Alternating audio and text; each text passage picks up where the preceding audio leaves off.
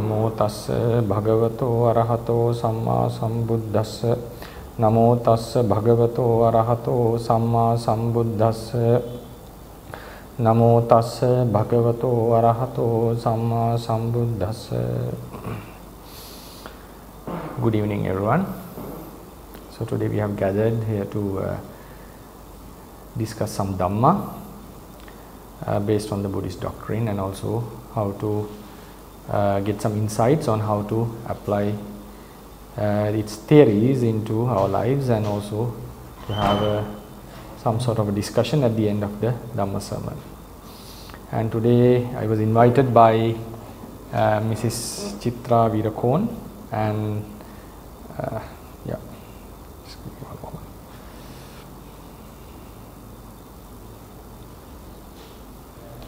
moment. Mrs. Chitra Virakon and Saranath Virakon. The special objectives are to celebrate the April birthdays of Mulini, right? Mulini Virakon, son, and the late mother Samlin Kulatilaka, and also to aid Venerable Bante giving the sermon, and also and wishing all the best to Prasad Soisa, who had already coordinated this program, and also to help all the current and future listeners of the Dhamma talk in their spiritual journey towards the realization of Nibbana. So first of all, wishing all the best to Mulini Virakon, and also sharing the merits with the late mother Samling Kularatna, and also best wishes to Mrs. Charita and Saranath Virakon organizing this Dhamma talk. The topic I would like to discuss today is mainly about consciousness and how to train it in order to be happier, and also how it is related to our day-to-day life, and also the philosophical aspect of karma. First of all, I would like to take your attention that all of us, every being, every sentient being, or in other words we can call animate ones, animate beings, scientifically we call animate bodies or organisms, we all have an experience of knowing an object, being aware of the objects. That means we are sensitive to the sensations, in other words to the object, to stimuli. So then normally we react. In our tradition, especially in Buddhist traditions, and also in some of the religious traditions in Asia, and also in some Western traditions, we call it the consciousness. Other than the body, for example, there is obviously a physical body that we are well aware of, and there is something called a consciousness by which we become aware of the outside world and also about our own selves. And the main objective of Buddhism is how to train this, because Buddha has clearly mentioned that it is mainly the consciousness that brings happiness and sorrow, also progress and downfall of a living being. So if you train your consciousness, that would eventually brings you the happiness. And he has given a simile saying that an untrained or a badly trained or developed consciousness would bring you harm more than the most or the greatest enemy of one's. And at the same time, the consciousness developed properly would bring benefits to us even more than our parents, benefactors. The greatest benefactors normally we have our parents, right? So, natang mata pita khaira anya vapicha nyataka samma panihitan chittan seyasonan tatokari. A consciousness that is well trained would make someone, would bring the benefits to the person to whom it belongs, or conventionally to whom it belongs, would bring benefits more than his own parents, because parents normally in most of the cases are real benefactors of the children, and they always have a pure heart towards them, and they always wish the best for the children and try to give the best to them. But a well-trained consciousness would give us things more than that. Now, it's obvious, clear that the Buddha was very well aware of the fact that consciousness should be trained, and we all know that as Buddhists. So, first I would like to take your attention, what is this consciousness? Before plunging into the consciousness, talking about this, I would like to take some contemporary ideas about the consciousness. I would like to take you into some non-Buddhist doctrine to prove that the consciousness is very fundamental in our lives. When I say the fundamental, it means things that really exist. Things that really exist. It's very important to know about this. Seems to be something philosophical, but at the same time we have to have a very proper understanding about these things in order to train our minds to get the ultimate happiness, because we are talking about ultimate happiness or ultimate goal. So it means we are talking about things that do exist in the world. Sometimes some of you may have heard about a Buddhism that advocates about only a consciousness and everything other than that is false. This is not a Theravada doctrine, I have to say that. It is a part of Buddhism, it's a branch of Buddhism which we call Yogacara. And it is, it's in Western philosophy, it is called idealism. Nothing exists other than the consciousness, and everything that is experienced by the consciousness is an illusion. And the Theravada Buddhism is not in that caliber. It is advocating about a dualism, that the matter, mind and the matter both exist together. So since it is quite interesting, this analogy, this scrutiny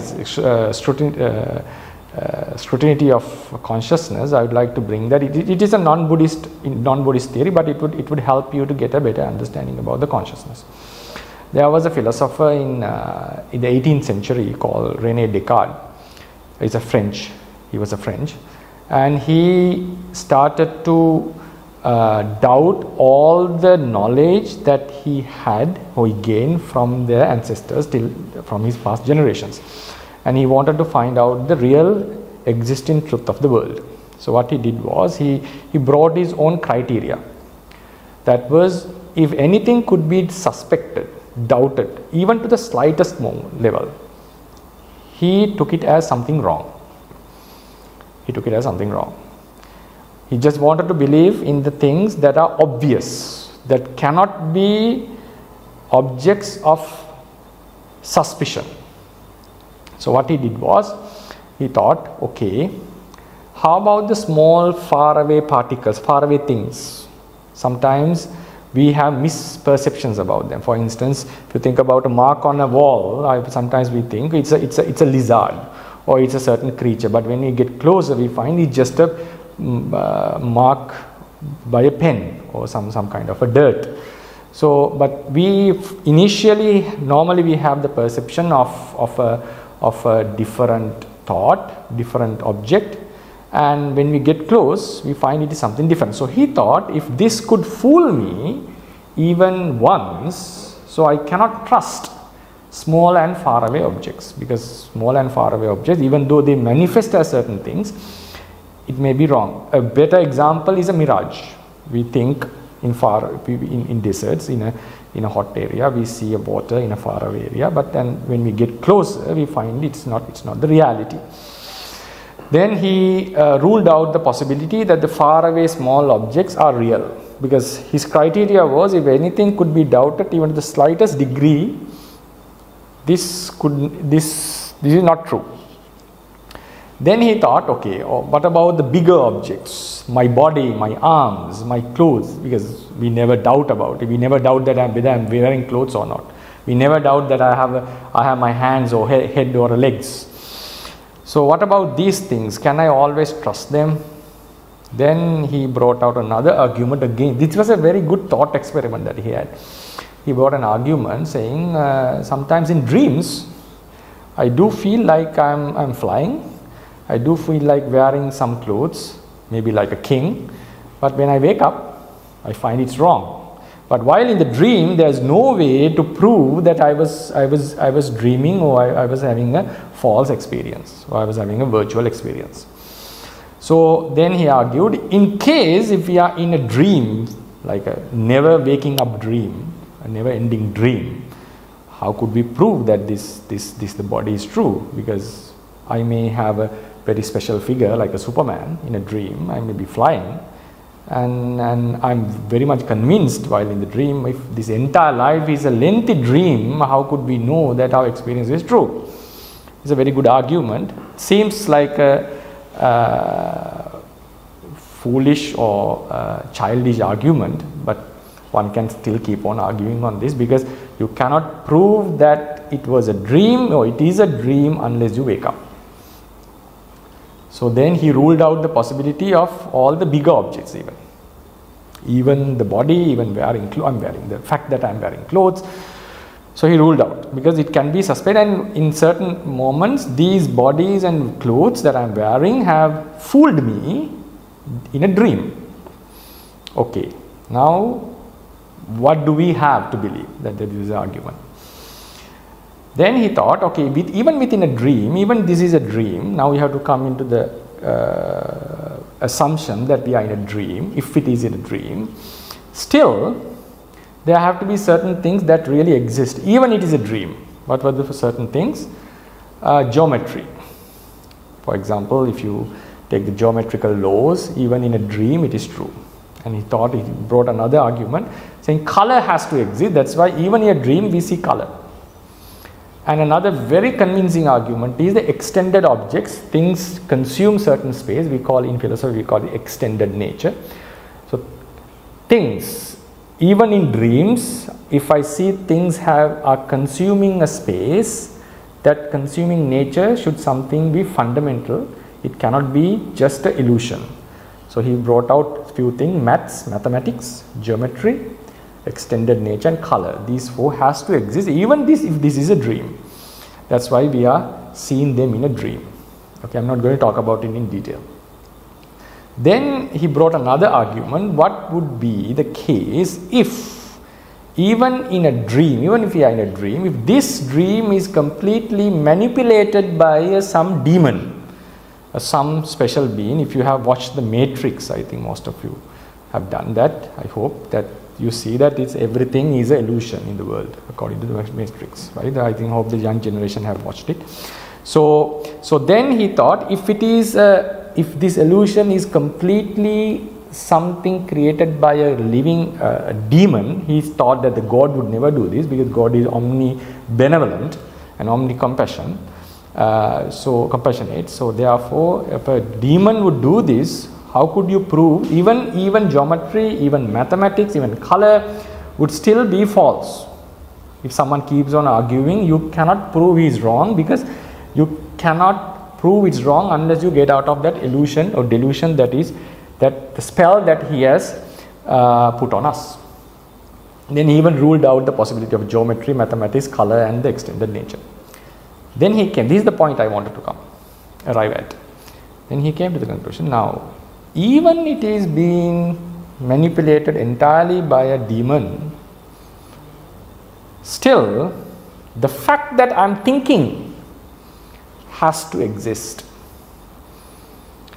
Even if I doubt the consciousness, even if I doubt whether this thinking is an illusion, it itself proves that you are thinking. Even you are being under the spell of a very huge, very powerful demon, you are seeing the world, you are seeing the world wrongly, but still you are seeing or you are thinking. So consciousness has to be fundamental.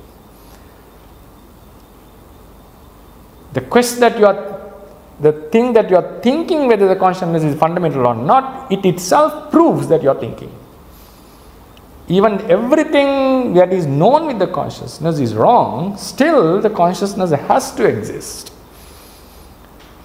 So Buddha was on this. I'm not comparing Descartes with Buddha, or Buddha with Descartes actually. But according to Buddhism, consciousness is something fundamental. And it is a fact. You cannot prove this argument. Consciousness has to be fundamental. If there is any fundamental in the world, it has to be the consciousness for sure.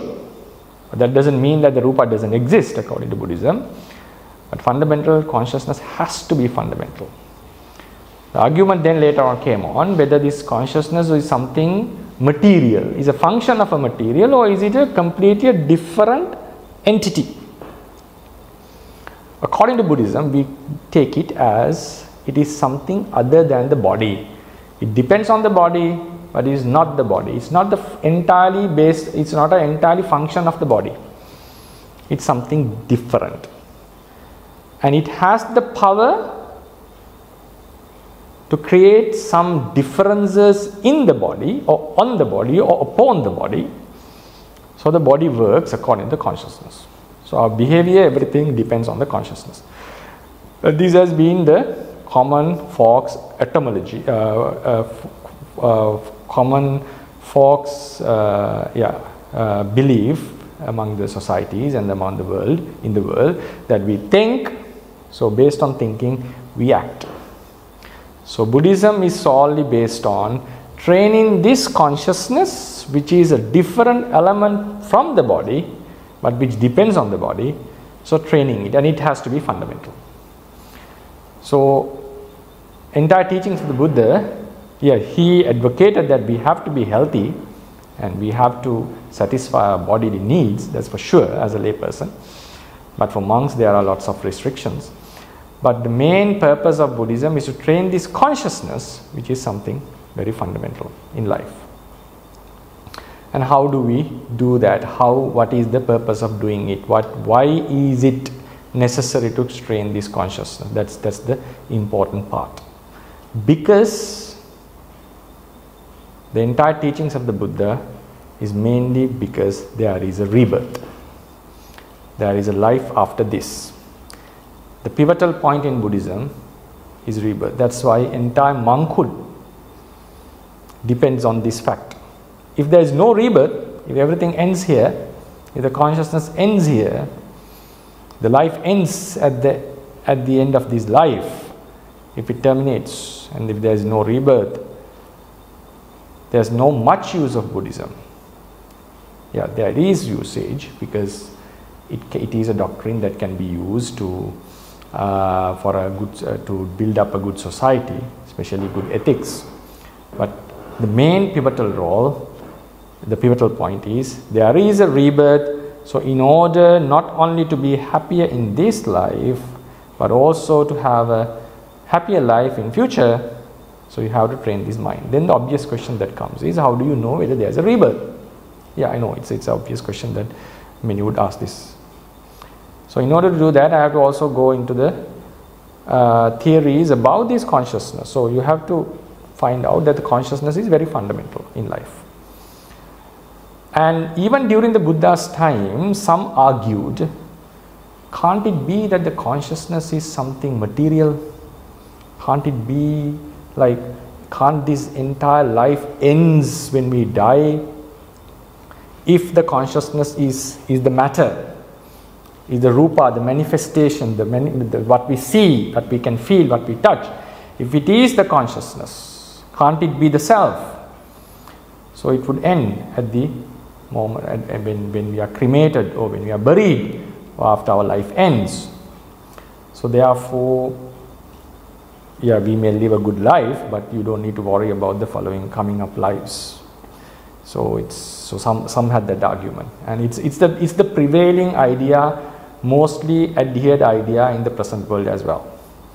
And we call this physicalism, telling that the entire body is responsible for this consciousness. Because even though I say consciousness is fundamental, there is an ongoing argument in the world whether this conscious experience that we have, because there is no argument about a conscious experience. It is there and it can be felt, and it is self-proving, and it is self-evident. It proves itself. It is evident itself. It's obvious, it's by itself. That's the nature of consciousness. But the thing is, whether this consciousness, the conscious ability, the cognition we call, is a very important term to know. Cognition. Cognition is the ability to know about something, being aware of something with a good focus. So can't it be that the cognition, the cognizing ability is something, a capacity of the matter itself? And normally we attribute it to the brain. So Buddha was of the idea, no, it is something completely different. Only, now this is the point, only if it is something different from the body, a rebirth is possible. That's why I brought this point. If the consciousness is a functioning of the matter itself, and it is obvious to us that the body would break up at the death, and it would be cremated or buried and it would get destroyed, and there is no possibility at all of a rebirth.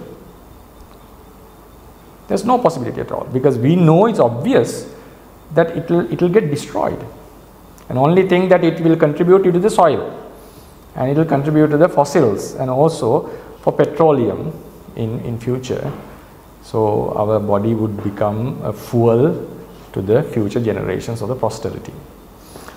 But if there is a consciousness which is apart from the body, which is different from the body, which could sustain the death, which could sustain after death, or which could sustain means which could exist or survive after death, because sustaining is a transitive verb, so it's better to say which could survive after death. Only then the rebirth is possible. So Buddha is of the idea this consciousness is something other than the body, though it greatly depends upon the body. And the entire doctrine is focused on this rebirth, the idea of rebirth. How could this happen? How it is possible? It's only possible if it is possible, and if I talk objectively, if consciousness is something other than the body which could survive or which could exist even after the body breaks up. Even after the body breaks up.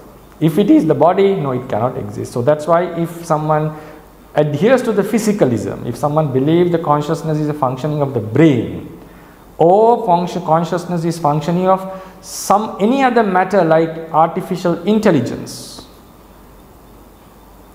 then there is no possibility of a rebirth. No way at all. No way at all. So first we have to understand that consciousness has to be something other than the mind body.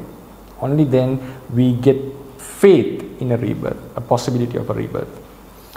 For that I would like to take your attention to some points that makes us to believe, personally myself, strongly adhere to the idea of dualism. Obviously I have to adhere to the dualism, otherwise I would not be a monk and spending this life and trying to train my mind if there is no rebirth.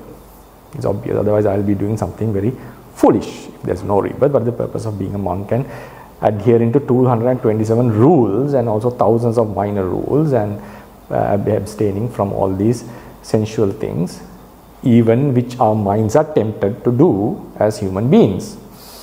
Right? So it's obviously, if there is a rebirth and if there is a cycle of rebirth that is never ending, which we call the samsara, only if there is a hope of a liberation from this cycle of rebirth, only then a monk could make sense actually.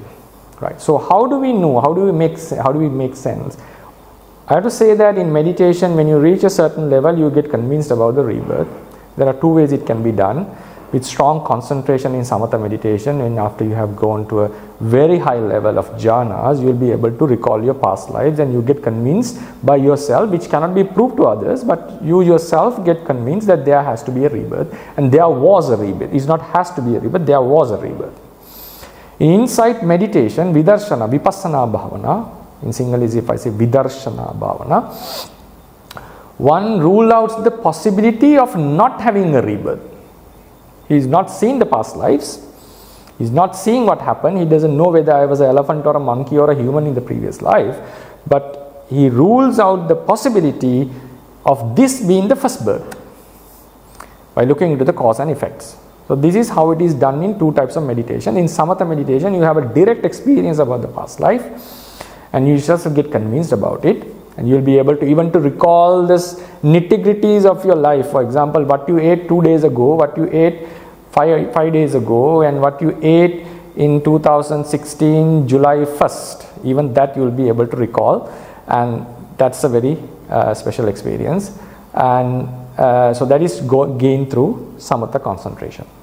But in vipassana concentration, you'll not be able to recall all these in detail, but he rules out the possibility of this being the first life, and as long as the causes remain, he finds out that there has to be a rebirth, and the consciousness lineage would have existed.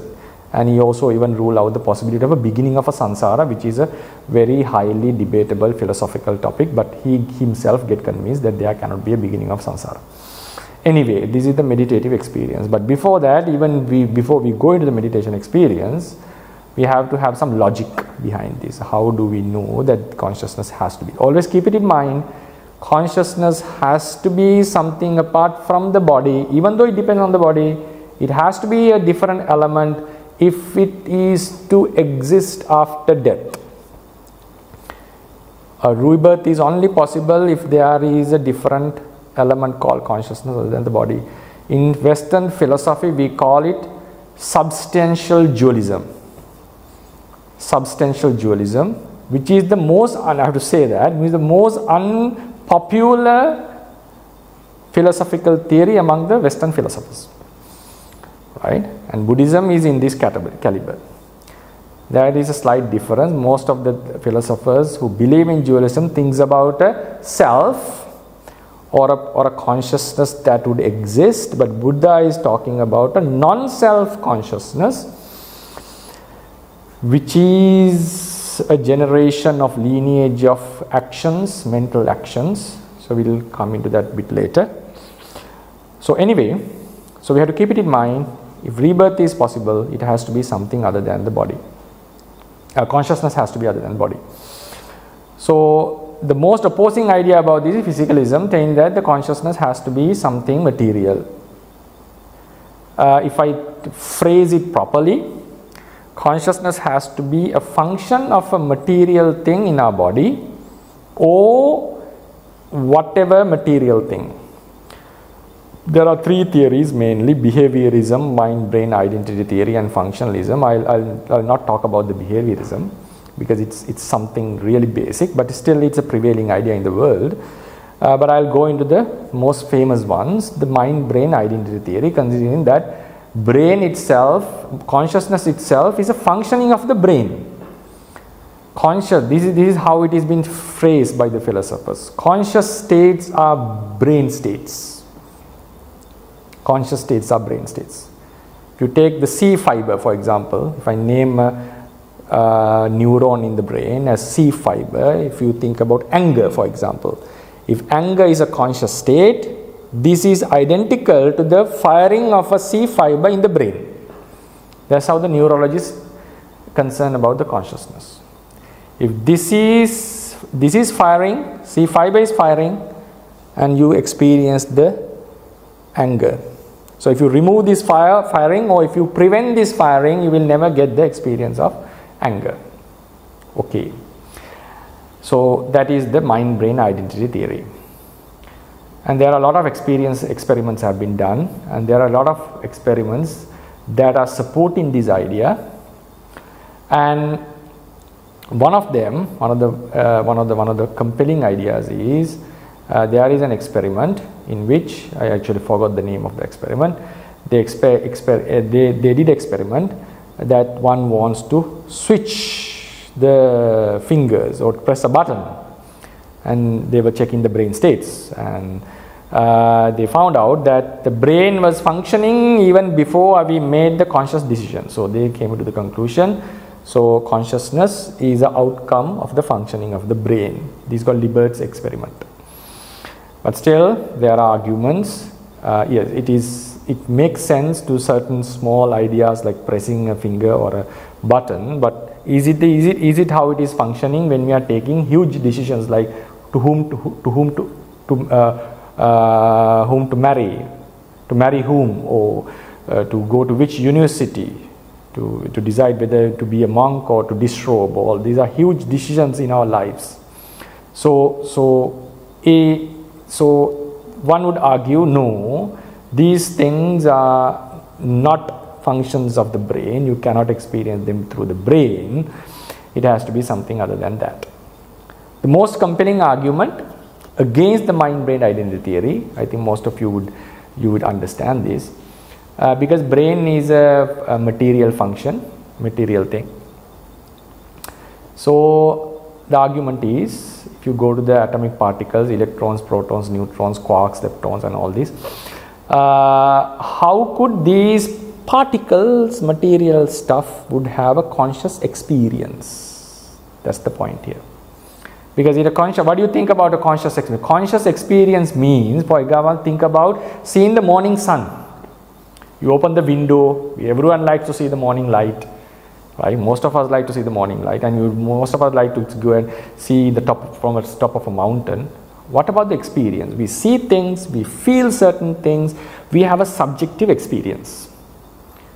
The obvious question that comes in mind against the mind-brain identity theory is, could these, because brain is made out of particles, right, atomic particles, quarks and leptons. So in other words, electrons, protons and neutrons. If you go further, quarks and leptons are there.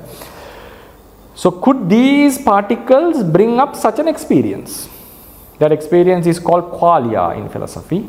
In Buddhism we call it chittupada. I may not use the Pali terms, I'll try to use as much as less as possible. So how could material stuff would have such emotions? Can material stuff be emotionally active? Are they the ones who are producing such an experience? This is an obvious question. So there is always an explanatory gap between the material and the consciousness. That's the most difficult thing for a mind-brain identity theorist to prove. And it comes into the functionalism, because then some would thought, no, it's not only the brain. If you think about the artificial intelligence, which is a very, very famous topic and which is very useful to the present world, some are of the opinion that the highly supercomputers would have a consciousness. Think about the ChatGPT. It is able to recognize what we say. It is able to give us answers, and even if you have used it, you feel like it's a human to some extent. But the question is, would it have the emotions? Even if you ask the ChatGPT, do you have emotions? It says, no, I don't have emotions. It itself replies you, right? So the thing is, even how much developed the artificial intelligence is, it is not possible to have a conscious experience as we humans do. It cannot have emotions, the feelings, the anger. Because if you keep on asking ChatGPT 100 times the same question, it will keep on answering and it would not get frustrated. One thing. Right? Because if you do this to a human, okay, you'll get blamed and he'll feel like, right, frustrated by you asking the same question.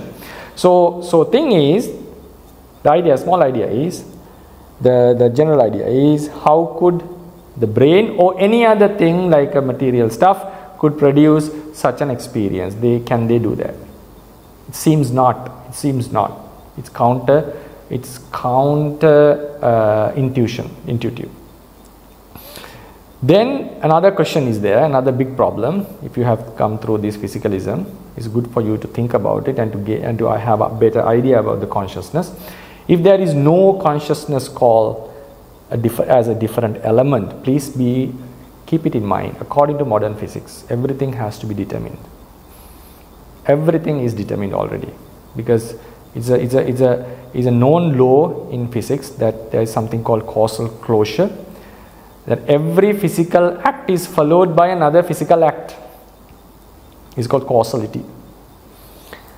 And they are very much determined. You can predict what is happening in physical world. Ones who have come to quantum dynamics may say there is a randomnism, random nature in quantum dynamics. No. Yes, true, in quantum dynamics there is randomnism, but it is not applicable to the bigger world. Bigger world is governed by relativity. Relativity and quantum mechanics are never compatible to each other. In the very, very subatomic level, yes, things are random, but when it comes to the beyond the level of atoms, things can be predicted, 100% accurately predicted, 100% predicted according to relativity. So, brain is made out of bigger particles. It's obvious, there are chemicals, there are elements, neurons are made out of stuff. So, according to physics, if mind is a functioning of the brain, brain functioning means chemical functioning. Chemical functioning is determined by the laws of physics. You can predict any physical activity according to physics if the information is given. So what happens is, if things are physical, if these consciousness are outcome of brain states, or even it is outcome of any other materials thing like functionalism, we fall into determinism. What happens is, I'll give you a small idea. If someone kills, A kills B, okay, B does something bad, A kills it. According to physicalism, the killing happened because of the state the brain was in. So when B did this, there was a certain state of the brain in which A's brain was in. So when this input was given, it is inevitable that the B would not kill A. It is inevitable that B would kill A. You cannot prevent it because in physics there is only one outcome. So according to the state the brain was in, A had to kill B. There is no possibility that A would not kill B. Then what happens? You cannot punish a person, because if it is already predetermined, A didn't have any authority over his own actions. So everything falls into determinism, and the legal system would break up. These are obvious. I'm not telling about my own idea. These are the ideas raised by the philosophers. So if physicalism is there is a big problem of subjective experience, and we fall into determinism. So it seems like, even though it cannot be proven with facts, seems like there has to be a consciousness or a conscious element which is apart from the body if we are not going into determinism. Only way out is there should be a non-physical element that could influence the material thing, so we can make decisions and change our future course. There is a problem in dualism. I have to tell that before I go into to plunge into the consciousness in Buddhist perspective. If consciousness, this was raised by Princess of Bohemia. If consciousness is something immaterial, how could an immaterial thing would make a change in the material world? It's another obvious question that dualism has. How could it make a change in the physical world if it is entirely immaterial? Entirely immaterial. Even heat is a material thing, is a physical thing. Light is a physical thing. We are talking about entirely immaterial consciousness. How could a consciousness which is immaterial could change cause a difference in the material world? This question has never been answered properly till now for 5-6 centuries. In Buddhism, what we say, consciousness is not directly changing the body. It creates a subtle matter, and that matter would affect the body and cause the changes. Logically arguing, still the question remains, how could a immaterial consciousness would produce something material? The question still remains. But what happens now, either sides we go, you have questions, unsolved questions, materialism, dualism, whatever it is. Then what happens? The preference, what you feel. Then we come into something called we call etymology, what we feel, not folk etymology, it's called folk, the beliefs of the general. When you think about your own consciousness, you can feel it, and we have experience that we think and we act, and we have the idea of regretting something. If everything was physical, you don't need to regret because it happened, because it had to happen in the first place. But we will regret, I could have not have done that. And Buddha even would say, if you have done this, if you have done, instead of doing this, you would have been in these places. So normally even our parents, even our teachers, even the legal system punishes us because there was a possibility of changing our own behavior. There was no such a possibility. Punishment is not possible. Punishment is not. There are cases in United States courts because some people were pardoned that they have certain sickness and they didn't have any control over their behavior. So therefore, now coming back to the consciousness. So these are the arguments against and for the consciousness being a different element. What was the Buddha's opinion? Buddha said, went to Venerable Ananda in the Mahanidana Sutta. Venerable Ananda, Ananda, how could a material thing be conscious? It was a very simple statement. One statement he is giving. How could a material thing be conscious? How could you believe the material thing as a self? Because self is thinking. It's a thinking thing. How could this matter, made out of 4 great elements, could think? And the same question that the modern philosophers are asking. How could this electron, proton, neutrons could think? So he was bringing, okay, there has to be a different element called consciousness. Now the point comes. Now if there is a different element and if it can be felt with the consciousness can feel it. It's not that the consciousness is aware of itself. It can be felt by different consciousness. Now I'm coming to the Buddhist spectrum. According to Buddha's teachings, consciousness is not a one element that is existing throughout the life. It arises, it vanishes, it arises, vanishes. A lineage of consciousness going through. Because of our past karma, they are being produced again and again. But not all consciousness are outcome of a past karma. You have to be aware of that. But consciousnesses keep on happening.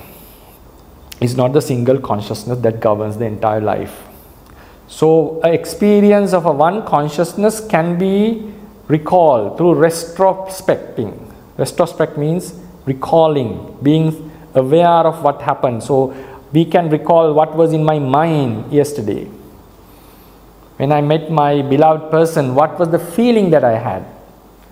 When I went to the best restaurant I like, what was the feeling? When in the yesterday's party, what kind of a feeling I had? When someone took some alcohol, what was the things going in my? You can recall that. You can recall your own consciousness, but with a different consciousness. So consciousness is arising, passing, arising, passing. So these are the Buddha's teachings. So now, according to Buddha, consciousness has to be something other than the material thing. Only then it is possible to exist after life. So what is happening in Buddhism? Is the consciousness traveling from one life to another like a bird traveling from a tree to a tree? No, obviously not. According to the Buddha's teachings, consciousness would not exist 2 moments. It immediately passes away. When we think about our mother and then instantly think about our father, the first consciousness has vanished. It's a different consciousness that with which we think about our father. Don't think that the consciousness is like a television or the computer.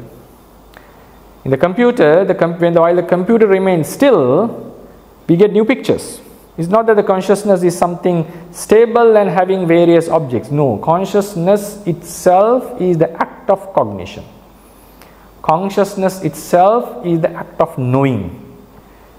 Consciousness is in itself is an act.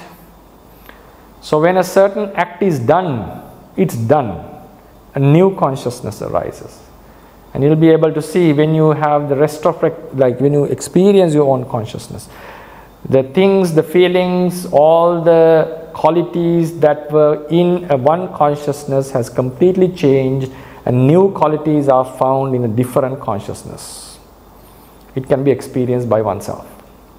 So what happens is, at the moment of death, this consciousness is happening as a lineage, one after another. At the moment of death, this lineage would not terminate. It would continue. The lineage would continue. A new consciousness would arise in some other place when the last consciousness, depending on this body, passes away. A new consciousness arises somewhere else. For example, if someone dies in Sri Lanka and born in USA, and this would happen immediately. Even if someone is born in a divine realm, the moment it passes away, immediately it happens. It resembles the quantum entanglement, if someone has heard about this. There's a theory called quantum entanglement, which matches the theories in physics. What does it say? If two particles which are entangled quantumly are kept far away from each other, even in two different edges of a galaxy, is not being proven in such scales because we haven't reached the end of the galaxies, okay? But it matches the theories. Something happens to this particle, immediately, instantly, the opposite thing happens to the other particle. So in the same way, when the consciousness passes away on the spot in Sri Lanka, the last consciousness of this life, the next consciousness would happen immediately in USA if you are born in USA. I don't know whether for your luck or anything. It depends on how you treat it. So you are born in whether if someone is born as an animal, if he's born in the cat's womb of the same house, possible. It happened to Gosaka. Actually, there's a story that a man liked because he was in a very, very strong hunger, tormented by the hunger, not having food for many days, and he saw a female dog in a house, was enjoying a meal, and he felt, oh, how happy this dog is, and he felt very happy about the dog. He liked the dog life, and unfortunately he died that night. And that attachment made his consciousness lineage to be born and the female dog was fertile, and he was born in the womb. It happened to him. But if someone is born in a far away distance, it's the same. What I want to say, it takes the same time. One consciousness passes away, another consciousness arises, it passes away, another consciousness arises. The final, even in this life, at the end of the life, one consciousness passes away, another consciousness arises in somewhere else. So what was the Buddha's mechanism here? What did he suggest? What is the reason for this rebirth? What is the reason for this rebirth? Because if you have experienced your consciousness, you will feel that this consciousness is the act of knowing. It has a certain speed. I would use the word momentum, not a physical momentum, immaterial momentum is there. What does it mean? When one consciousness passes away, it causes another consciousness to happen. It causes another consciousness to happen. This keeps on going like a creeper which propagates. The shoots come, and then a new shoot would come. So likewise, a new consciousnesses keeps on coming. And the later ones, the earlier ones have gone already. And only one consciousness exists at one time. And that's also something which is logical to experience, because if there were two consciousnesses, even by accident or even by any chance, we would have two different eyes, capital I's, and we would have a complex idea of which I am, by which consciousness I am thinking about. So it's very difficult to have two consciousnesses. So most of the philosophers even think one consciousness has to be one at a time. If there are two consciousnesses, it would bring us more confused, make us more confused. So we will come into a confusion actually. So now this consciousness keep on going. And this consciousness, if you observe by yourself with a calm mind, you will feel that it doesn't stop actually. Keeps on going. Why doesn't it stop? That's the next point. Why doesn't it stop? If it is, now I am talking based on the assumption or the fundamental that consciousness is something other than the matter. If it is something matter, all this talk would not make sense. If it is something other than the matter, and if it keeps on going, what would makes it work like that? What would makes it to continue? That is the momentum that the consciousness has. We call it Arammana Gahana Vega in Pali. So because of the speed or the momentum, this consciousness keeps on going, and that's why how much you try, you cannot stop the consciousness. According to Buddhism, even while we are asleep, consciousness in a very different state is occurring in us.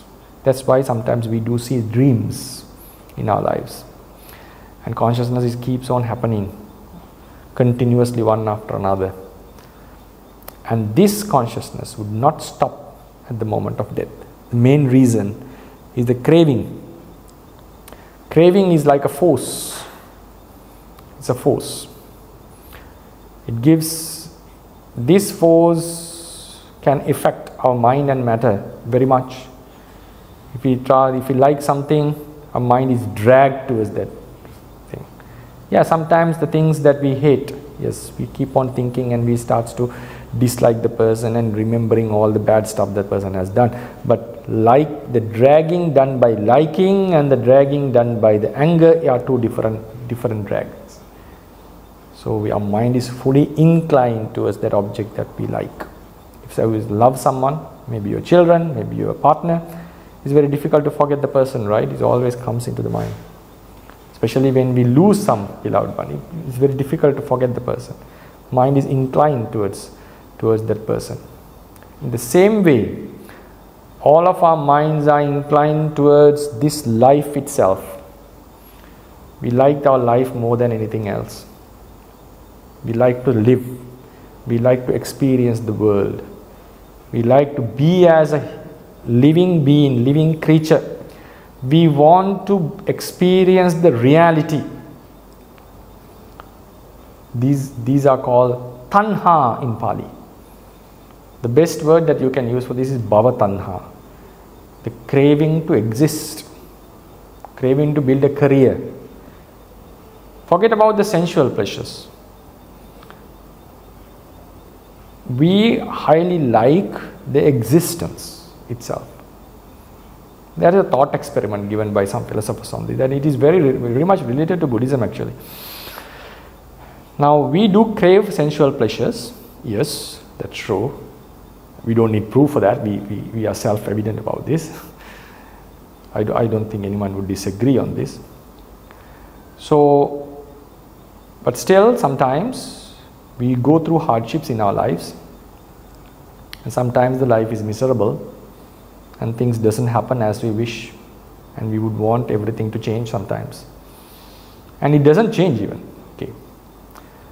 Now thought experiment is, you are given an option. Think about this. You are put into a certain machine and you are put into a deep sleep. Deep sleep means a sleep that you will never wake up from, and you are seeing a dream. You are in a dream world, a dream that would never end till you die. In that dream, you are a superhero. You are the most famous person in the world. You can fly. You are the most powerful, most stronger. Everyone is attracted to you. All the women, all the men, whatever gender you are in. And you are the number one in the world. Anyone would like to get that offer, right? To be such a person. But still, it's a dream. And there's no way that you would know you are in, because when you are in a dream, you cannot know you are in a dream, right? That's the nature of a dream. Very rarely you go into a dream in a dream. It can happen. I think it happens to me once actually. You go into a dream in a dream, and then you first wake up from the second dream, and then you know you are dreaming, but you are still in another dream. So it can happen. But now think about this. You are in a dream and you don't know. There's no way to know that you are in a dream. So you are in a very happy state. You are the superhero, the most attracted person, the most powerful person, the flying Superman or Supergirl. But in the real life, you are in a miserable state. Think. There's not enough money, marriage problems, children are not following the orders, or they're not obedient, political crisis in the country, whatever, all the problems are there. You're not in a happy state. What do you think? A scientist gives you the offer. Go to a permanent dream till you die and live a superhero life in the dream, or would you like to live in this miserable state? Most of us would say, okay, you can think for a moment. Most of us would say, in the long term, still, even though I am a superhero, it's still a dream. Still like to be here and try to make my life better, because this is the reality. Even though there's not enough sensual pleasure, I want to be in the moment. I want to experience the reality, even though it is bitter, even though it's happening against my desire. I want to experience the reality. So therefore, the desire to live overweights any other desire to experience the reality. It's called bhava tanha. It's a very special word in Buddhism. The desire to exist. And this existing desire, this desire to exist in us, is found in us, is inherited, even in an ant. That's why when you make a noise or a sound while an ant is what, it will run away. They still want to live. It is mentioned in Buddhism, the ones who are the hungry ghosts, who have died and living in a miserable state. They like to get the merits, but they don't want to die from that state. They want to come into a better status in that very life. No one wants to die and be born in a good state. That's the normal desire that we have. Now imagine, so when you share the merits with your deceased ones, never share, may the person die from the miserable state and born in a divine way. No, never do that. They'll be stunned and they'll run away. They'll not rejoice on your merit.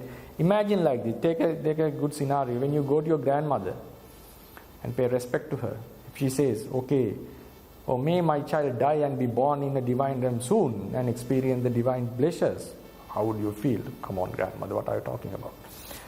Right? I want to be happier in this life.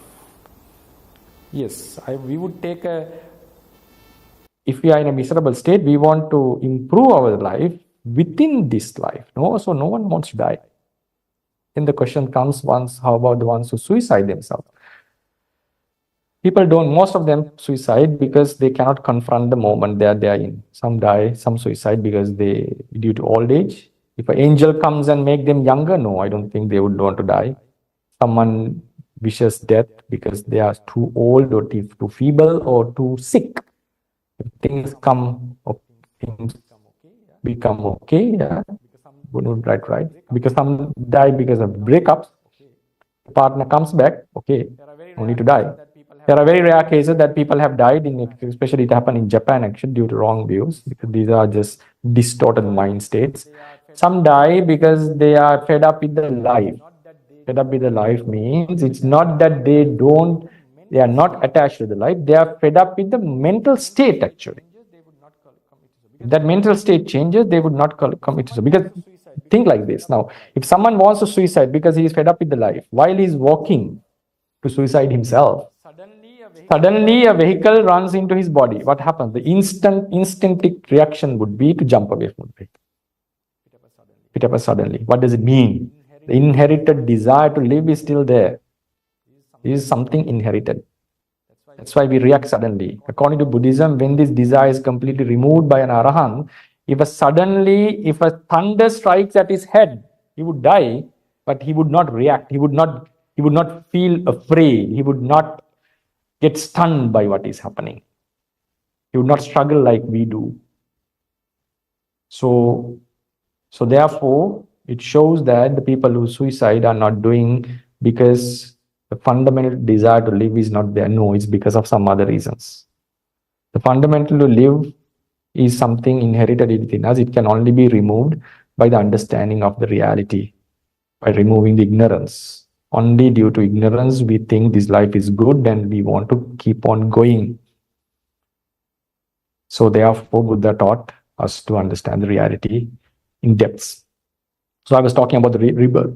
I would conclude that the time has also elapsed actually. So the desire to live is there. It's a very strong desire.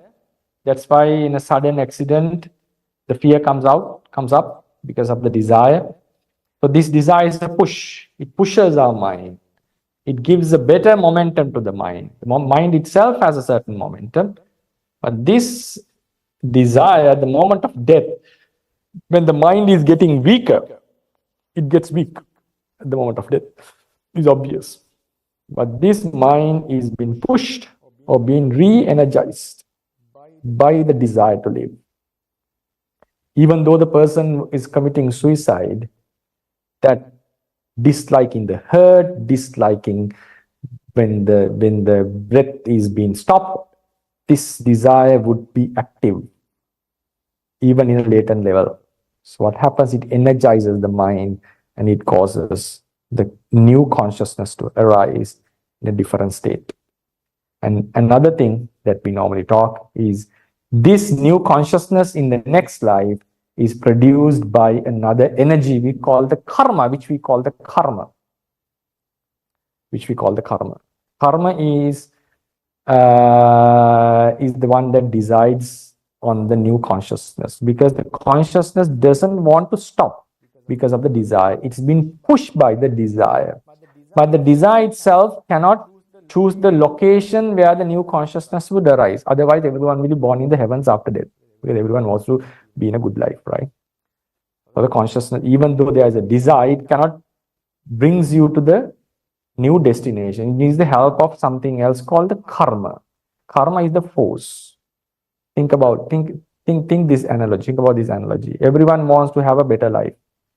Most of the children at the young age wants to be doctors, engineers, the rich men, always, right? And they have a desire. The desire alone will not make you take you to the place, take to the goal. One has to work for that. Only with effort one reaches that status. Sometimes to be a rich person, one may follow a wrong course of life and end up in the jail. Most of the people who are in the jail had a desire to be rich or to go to a higher state in the life, and they end up in the jail. Most of them, not everyone, a considerable amount of people. Right? So desire is there, but the final destination would be decided based on your behavior, on action. Action is karma. So if you have studied well, if someone has done the job properly, work hard, he'll be able to reach the goal according to the desire. If the actions are compatible with the goal or compatible with the society, if you have done certain activities that are not approved by the society, the crimes, yes, sometimes he may reach the goal, be rich, like drug dealers,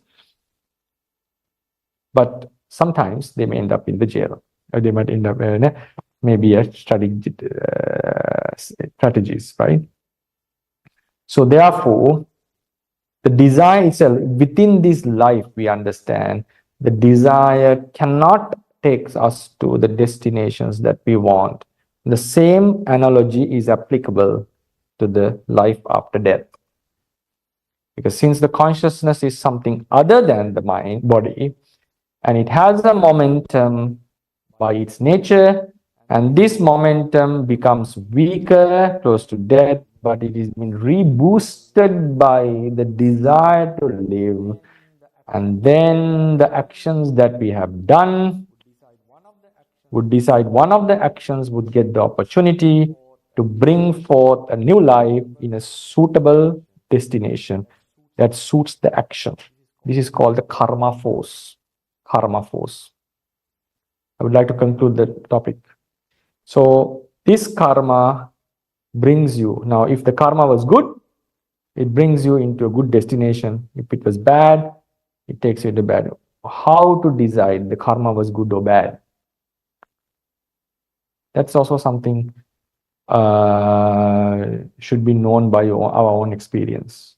According to the Buddha, if a karma was driven by lust, hatred, or delusion, obviously it's very unlikely that it will bring a good result in the future, because it's a defiled mind.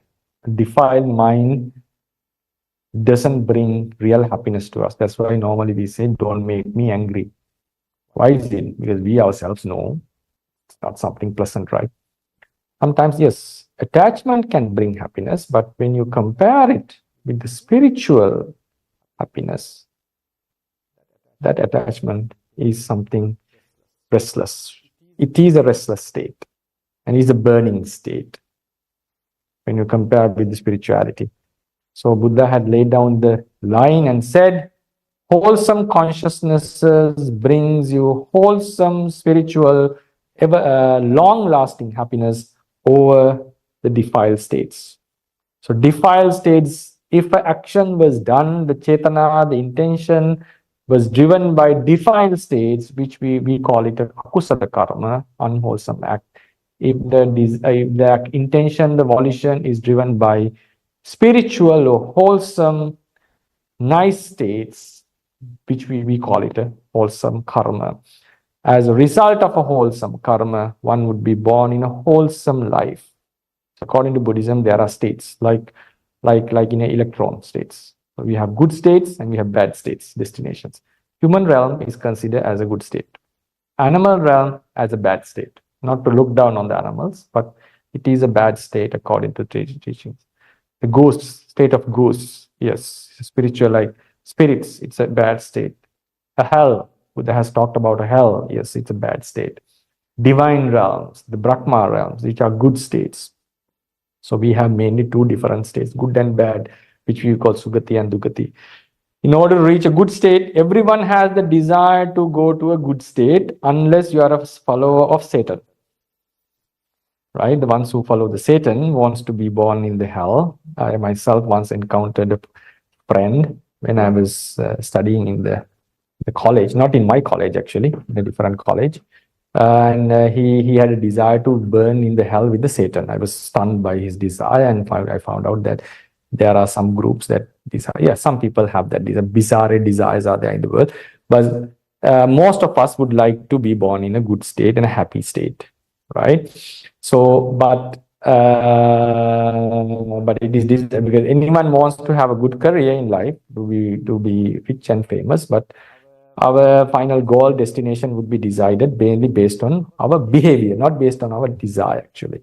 In the same way, even though we have a desire or we are desirous to be born in a good state, even though someone doesn't believe in rebirth, still the desire to be a good living being, to have a nice state, to have a nice experience is still found latently, even though it doesn't believe in a rebirth. We are talking about latent desires. So therefore, everyone desires to be good, but to be born in a good state. But the karma, which gets the opportunity, there's another philosophical point here. The karmas that we do, the energy is stored within ourselves. It is another subtle doctrine of the Buddha. Energies are stored within ourselves. And one of these energies would get the opportunity to give the next rebirth in the following life. And who creates the opportunity for this karma to give the rebirth? That is the craving, desire to live. Desire to live creates the environment, the conducive environment for the karma, the past energies, one of them to come and give a result. And that karma would take us to a good or bad destination, and it would govern that life. But not everything in life is decided by karma, but that karma plays a huge role in our life. When that karma ends, another karma gets the opportunity. So the lineage is continuing. It's not the same mind stream. A new mind happens in the new life, and it passes away. A new mind arises, a new lineage is continuing. And that lineage is connected to the previous lineage, because that new lineage happened because of a karma done in that previous lineage. And all the karmas that were done according to Buddhism follows this new lineage, and the karma is following the being. And then when that lineage ends, dies, another karma gets the opportunity, and it creates another lineage. So likewise, the beings keeps on continuing in life. Why the karma brings up another mind? If it is an energy, it is an energy. Why doesn't he bring up something, any other thing other than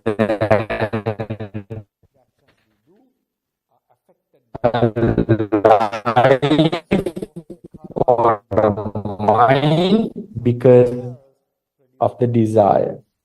The actions we do are affected by this desire to live. So the karma energy, instead of producing something else, produces a consciousness and a new life. Every life which is produced by the karma has to end. Karmas that we do are impermanent. Karmas that we do are not permanent. For example, I think to offer something, plan, offer, and rejoice on it. Karma is done. Beginning, middle, and the end. So it's an impermanent activity, impermanent action. If the action is impermanent, and if it has a capacity or energy, the logic would be an impermanent action would have a limited capacity. So any life that is produced by the karma has to end when the force of the karma finishes. So what happens is, as long as the craving is there, new karmas will get the opportunity to give lives in the coming lives. So what is our duty?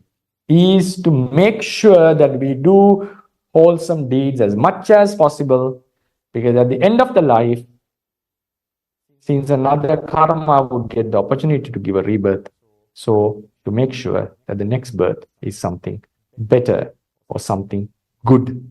So just rather than focusing on this life only, we have to make sure that we would be born also in a better destination. In order to do that, always do the good deeds as much as possible. To conclude the lecture, to conclude the talk, finally, this cycle would keep on continuing. So Buddha's teaching was not only to do good merits and to always be born in a good realm. His sole advice is to train your mind. Why the rebirth happens? Because of the karma. Why the karma gets the opportunity? Because of craving. Why do we crave this life? Because we don't understand this entire philosophy or the entire mechanism of the life. And the life itself is made out of all these mind and matter and all this stuff. No time to explain that in detail. So we think it's something very nice. So we are attached to that.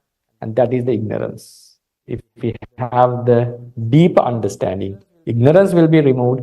When we understand the real nature of the life, there's no opportunity for attachment. When there's no opportunity for attachment, when the attachment is removed, past karmas don't get the opportunity to give a rebirth, and the cycle ends. Cycle ending means at the moment of death, there will be no rebirth, no new consciousness happening. So that is called the ultimate liberation. Then you have a question, what is the end goal? Is it the end goal to stop the rebirth? Is what is Buddhism saying? Yes, obviously it is what Buddhism is saying. That's what the Buddha's advice. Because the thing is, what the people scold Buddha, saying that you are destroying the human being. So his argument was, no, in order to destroy a human being, first of all, show me that there's a human being. Show me that there's a being. It's mind and matter, mind rising and passing, new minds are rising. Matter is there. None of them is a self. And these mind and matter in collaboration brings lots of suffering. So what I do is, and keeps on happening in new lives again and again and again and again. So what I'm doing is preventing a new rebirth, means the preventing of arising of suffering. So he termed this as dukkha nirodha, the cessation of suffering, which is the nirvana. So even though most of us would not be able to accept this or to go into that state, at least we have to develop our mind to a level to understand that the main philosophy of the Buddha, that's the key point here. And to make sure that we don't get into a miserable state after death while we are striving our best. Please keep it in mind. This is not to negate the pleasures in this present life, not to discourage of present life success. But in order to be completely successful, one has to make sure that we are not only successful not only in this life, but also in the life to come. And finally, since every life ends and new life begins, the cycle continues, and it doesn't make sense to a wise person. The best would be to end this one day. So the takeaway message would be, consciousness is fundamental, it's something other than the matter. And since consciousness is something other than matter, it could exist after death. And the new destination would be decided based on the karma. And the desire is the one would create this conducive environment for a rebirth. So what happens is we make sure the new good karmas are done, so we'll have a good destination. And finally, we make a resolution that one day we have a deeper and deeper insights, and finally eradicate all the desires to the life, and finally get rid of this cycle of rebirth. And wish you all the best, and may all your desires be fulfilled, and one day may you be able to attain this ultimate liberation called nirvana. Yeah.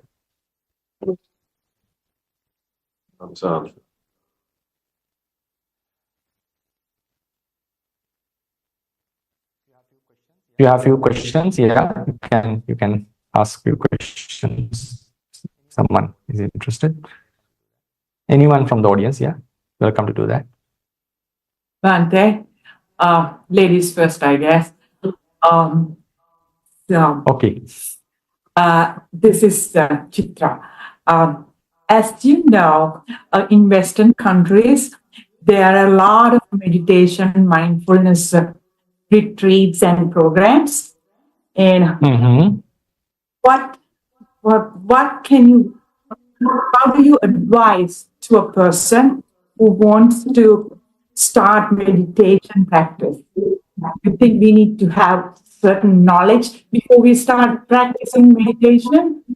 Because I see when you explain, it's deep knowledge that we have to gain. Do we have to know most of the facts about Buddhism to start meditation, or is there any advice you can give to a person who wants to start meditation? Yes, it depends on what is your end goal.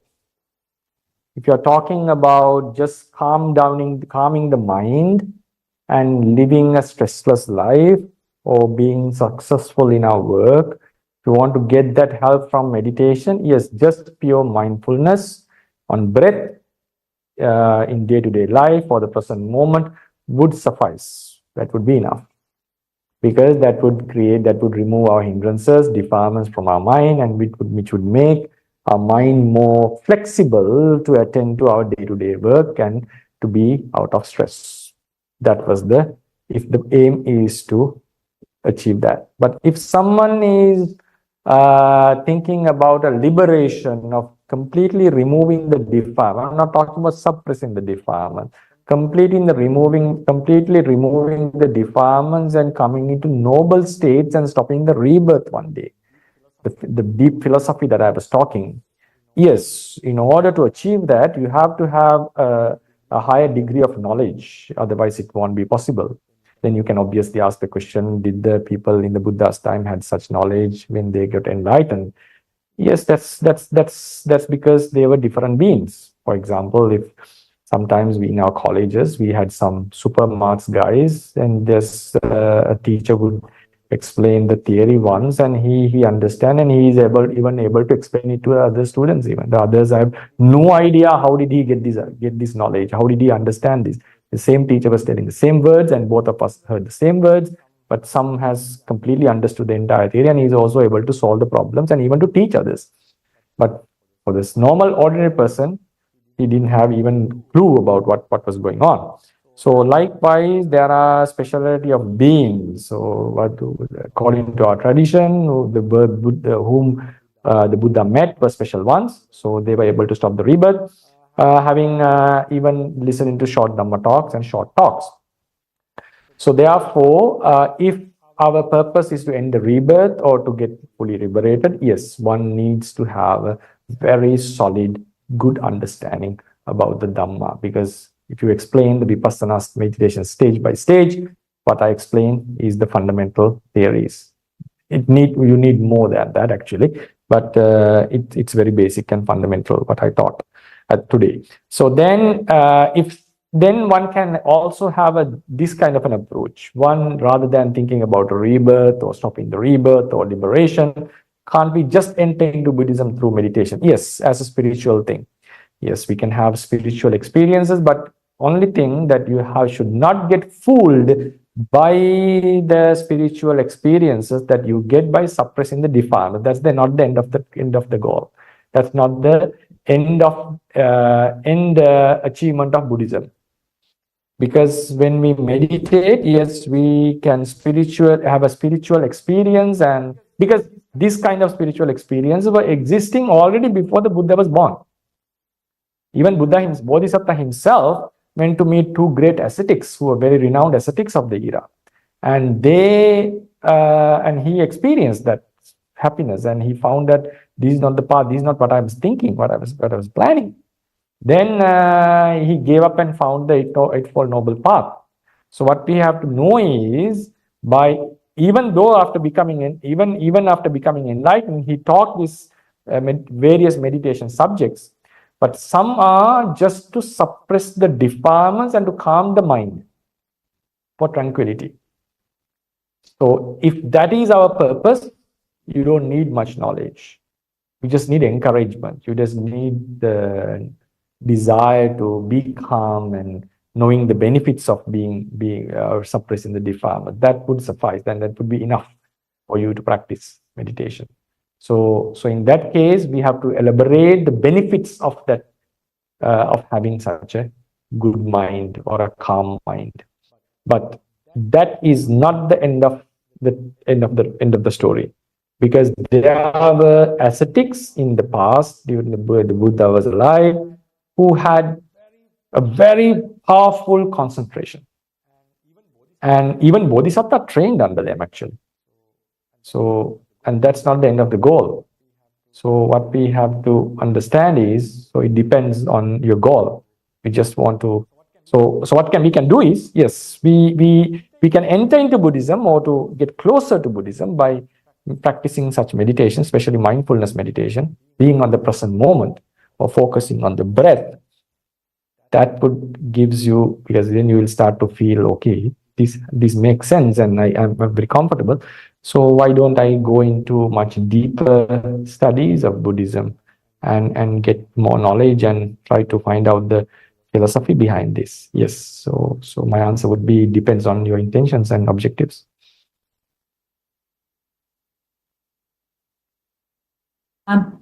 Bhante, since I'm old enough now, my intention is to end this samsara, maybe sometime in another million years.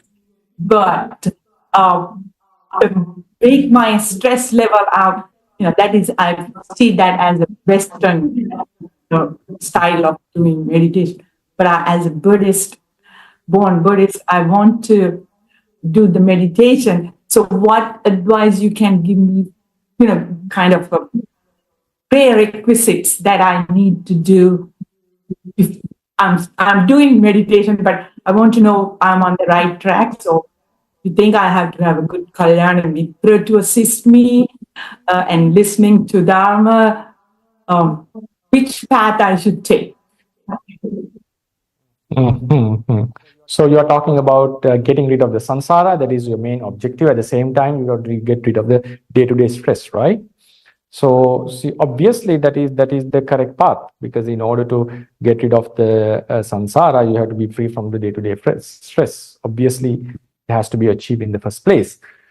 So yes, it's always good to have a good teacher, obviously, because this is a path that even the Bodhisattva was unheard of.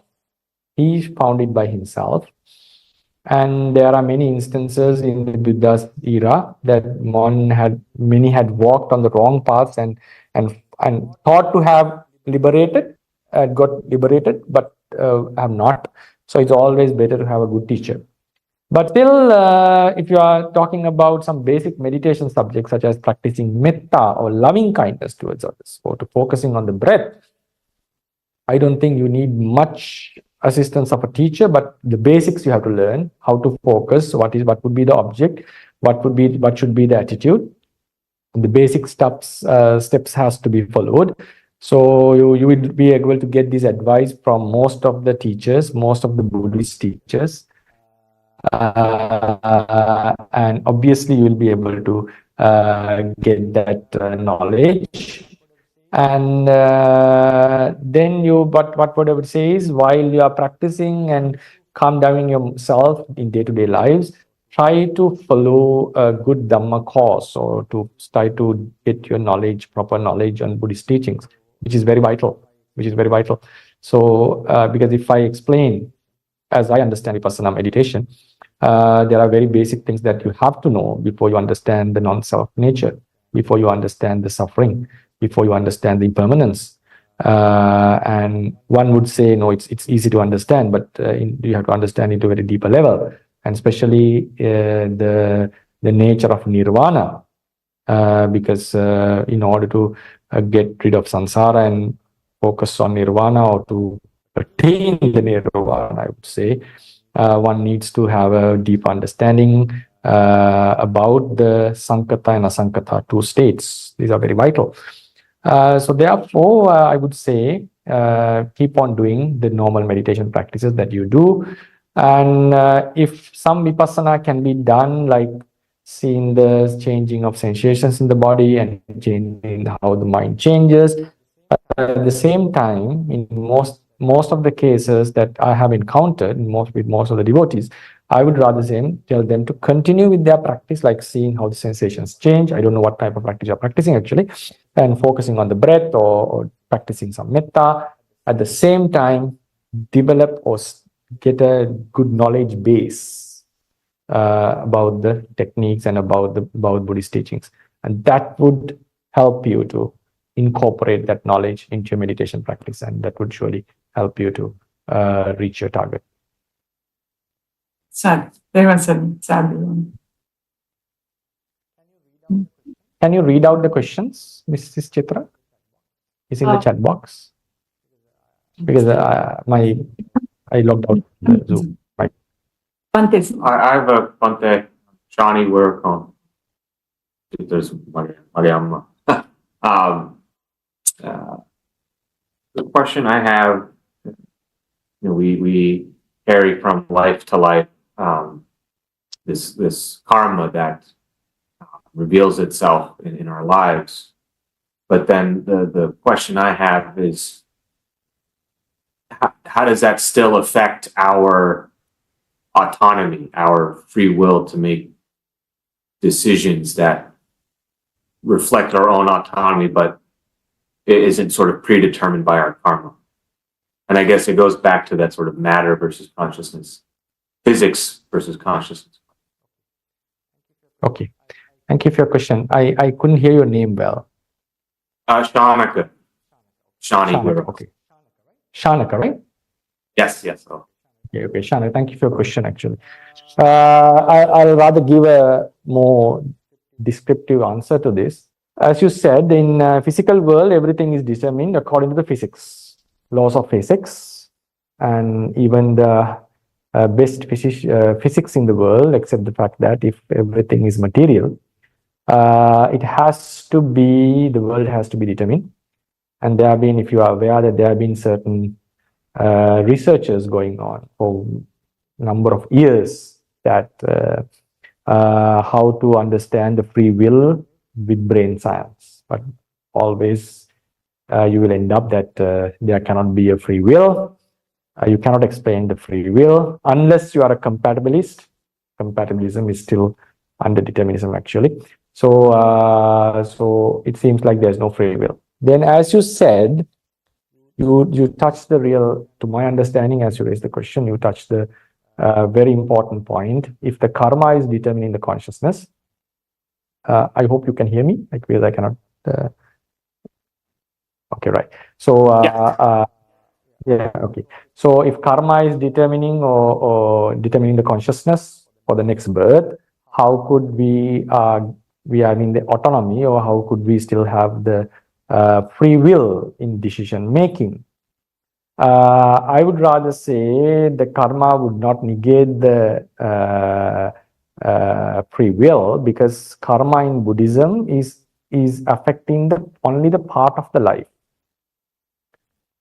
But there is a bigger problem that I will attend later at the end of my answer, because your question was mainly on karma. So what Buddhism says is, karma gives the rebirth, and there is something called a fundamental consciousness in life. In Theravada Buddhism, we call this bhavanga chitta. You cannot find it in canonical texts. We find it in commentarial literature. And we find it in Abhidhamma actually. We consider Abhidhamma as a canonical text because some doesn't like to call it canonical, but as a Theravadian, we would say it's canonical. So there is something called a bhavanga chitta. You don't find this in sutras actually. Bhavanga chitta. It is found in the Buddhist literature, and I'm explaining based on Theravada tradition. So this is the Mula Chitta. It keeps on arising and passing. The Mula Chitta. And Mula Chitta means the fundamental consciousness. All the consciousness that we experience in our life are just outcomes of this consciousness. When certain consciousness, the active consciousness I would call, are present, the fundamental consciousness is not there. It's not existing. Temporarily ceased. New consciousness are happening, and then in the active conscious stream stop, the fundamental consciousness still keeps on arising, and again the active consciousness come. The karma is affecting this fundamental consciousness, not the active consciousness. So among the active consciousnesses also there are some weak ones which I don't want to go into detail in Abhidhamma explanations, which are also affected by karma. Anyway, just keep it in mind, the karma is affecting our fundamental consciousness. So the karma decides its nature. So what happens is, our active consciousness, the nature of our active consciousnesses are also highly influenced by the nature of our fundamental consciousness. Now, if I take this as a fundamental consciousness, these are the active consciousness. So these fundamental active consciousness, nature of active consciousnesses are mainly like highly influenced by the fundamental consciousness. So for example, if this fundamental consciousness is weak and it doesn't contain the seeds of wisdom, I would use the word seeds of wisdom in it, the active consciousnesses would not reach to the level of spiritual attainments, jhanas, maggapalas and all this. But if it has the seeds of consciousness, there is a possibility if someone strives, he may have, his active consciousnesses may reach to higher levels. That's what happens to animals, according to Buddhism. They are born with an unwholesome mind due to an unwholesome karma, which produces a weak fundamental consciousness in their life. That would be the first consciousness and the subsequent consciousnesses.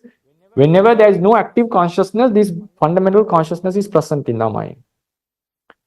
So since it is produced by a weak karma, unwholesome karma, it doesn't have the seeds of wisdom. That is not to say they cannot have wisdom. Seeds of wisdom are missing. Seeds of some spiritual qualities are missing, such as desire to do good things and all this.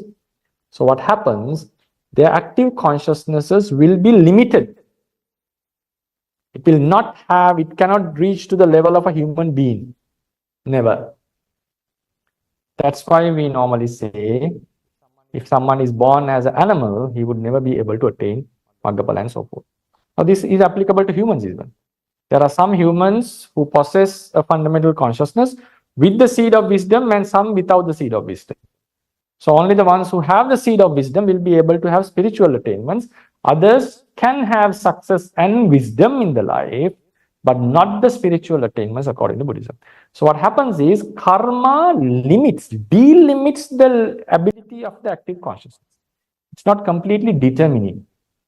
Active consciousnesses are not governed entirely by the karma, but it is limited by the karma. The capacity would be limited. If the fundamental consciousness doesn't have the seeds of wisdom, it would never, the active consciousness would never have the spiritual attainments. Now take this as an example. Now think, if I say in this audience that I'm going to run Olympics next, now it's coming, right? 2024, it's coming. I think it's Paris, right? So if I say I'm going to run for somehow magically I got the tickets or the allowance, and I'm going to run 100 meters in Paris Olympics. Okay. You would say, okay, Bhante, but inside all of you would think, how could you run 100 meters? You are not trained for that, and your body doesn't suit that. Obviously, you know I'll be the last. No doubt about that, right? Why is that? Because my muscles are not trained for that. My body is not trained for that. None of you any of you runs would end up in blast unless there is a professional athlete over there. Don't get insulted. I assuming that there's no professional athletes in this Zoom meeting. So therefore, what was the reason? Because if you take that my capacity to run the 100 meters under 10 seconds or under 9 seconds, my body doesn't suit that. Sometimes, some people by birth, we would be able to decide that this person would never be able to run 100 meters below 10. Some bodies are like that. Because that body, that muscles cannot have that stamina, strength, whatever the technical terms. I'm not fully aware of that. So it cannot reach to that capacity. So we would surely say a person not well trained and not having the actual needed figure, the muscles, the tissues and everything, but bones or whatever, is not capable of running 100 meters below 10 seconds. Because if the fundamental structure of the body doesn't support that kind of a outcome. The same way, this fundamental consciousness decides the limit. Any person could run. I could still run. I could increase my speed. But I'll never be able to run 100 meters below 10 seconds. Because my body has limited my capacity. And no human, I assume, would be able to run 100 meters in 5 seconds. I don't think any human would be able to do that. Because the human body itself has confined this ability. So in the same way, the fundamental consciousness confines our capacity in one life. But that is not to say everything of the active consciousness is fully determined by the karma or the fundamental consciousness. Since I can do various activities under the confinement of my body's capacity, I can do various things. I'm not doing only the things that are determined. I can do various things, but within the capacity of my body. In the same way, the active consciousness can function good and bad, increase and it may decrease, but within the limitations governed by the fundamental consciousness. And that nature of fundamental consciousness is governed entirely by the karma that gave the rebirth. So it doesn't fall into determinism. Still, he has the free will. Still, he has the active consciousness still have the free will, but it's a limited free will. It's a limited free will. It's not a fully liberal free will. Libertarianism. I'm not talking about political libertarianism. There is a view called libertarianism that is talking that person can do things as they want. But according to Buddhism, there is a free will. There has to be a free will. But it's been limited by the nature of the fundamental consciousness that gave the birth in a certain life. So karma, because the thing is, active consciousnesses are not produced by the karma. Only the fundamental consciousness. Then some other few consciousnesses are produced by the karma. Active consciousness are happening based, we are making the decisions here, right now. So free will, karma would not negate the free will. If someone advocates, every consciousness in our life, every decision in our life is based on the past karma, that would prevent we call libertarianism. We will lose the freedom. We will not have the free will. So therefore, karma expounded in Buddhism is not making us make us to fall into determinism. But something new I want to add. Some of you will not be able, would not like to appreciate this idea at once, but this is a proven idea in philosophy and it is actually true. Believe me. If things are dependent originate, if everything is dependent on something, dependent origination, the word we use is paticca samuppada, the famous word. If things are dependent origin or things have origin depending on causes, if we shall use the word causality, If causality is found in the consciousness, in the world, then you cannot get out of determinism. All the effects are governed by the causes. So think about any moment of given causes, there has to be one outcome. Unless you bring randomism into it. So therefore, forget about the karma. You think everything is dependent originated. Everything has how do you call it? Origins depending on the cause. I'm not able to give the proper grammatical sentence for that. Beg your pardon. So if things are caused by causes, you cannot get rid of determinism. It's a proven theory. Don't worry. It's a proven theory. So then what happens to Buddhism? All of us know that dependent origination is one of the fundamental theories in Buddhism. Yes, true. So you have to separate the two things. Every consciousness arises due to a cause. It's not only karma. There are many other causes, which we didn't talk in this talk. Every matter is a production of a cause. Yes, Buddha's teachings are dependent. Buddha teaches a dependent origination. Paticca doctrine. There's no doubt about that. And that is a very basic fundamental teaching in Buddhism. You cannot negate that as a Buddhist. Everything arises depending on causes, but not every decision is completely governed by causes. This is the point. If every decision is governed by causes, solely governed by causes, you have no free will. Forget about it. Every consciousness arises dependent causes, but the decisions that you make with consciousness has to be, if it is random, is more dangerous than determinism. Determinism, yeah, actually you can predict, but if random is like it's like a mad dog. You don't know what is going to happen. You cannot have any sort of restraint. So Buddhism never talks about entire randomism. No. Consciousness cannot be, the decisions can never be random. No. It may be random to some extent, but when you go deeper and deeper into the doctrine, you find that there can be some random things in the conscious world, how the karma gets the opportunity and all these, but still they are debatable. But for that, you have to study the Dhamma a bit deeper. Seems determinism plays a huge role in Buddhism. Why do I say that? I think most of you are aware that in Buddhism and also in Hinduism, some are able to see the future, developing their concentration. How it is possible? And we claim that the future, the foreknowledge, spiritual foreknowledge, not divine foreknowledge, spiritual foreknowledge is almost accurate. Why is that? Things are almost determined.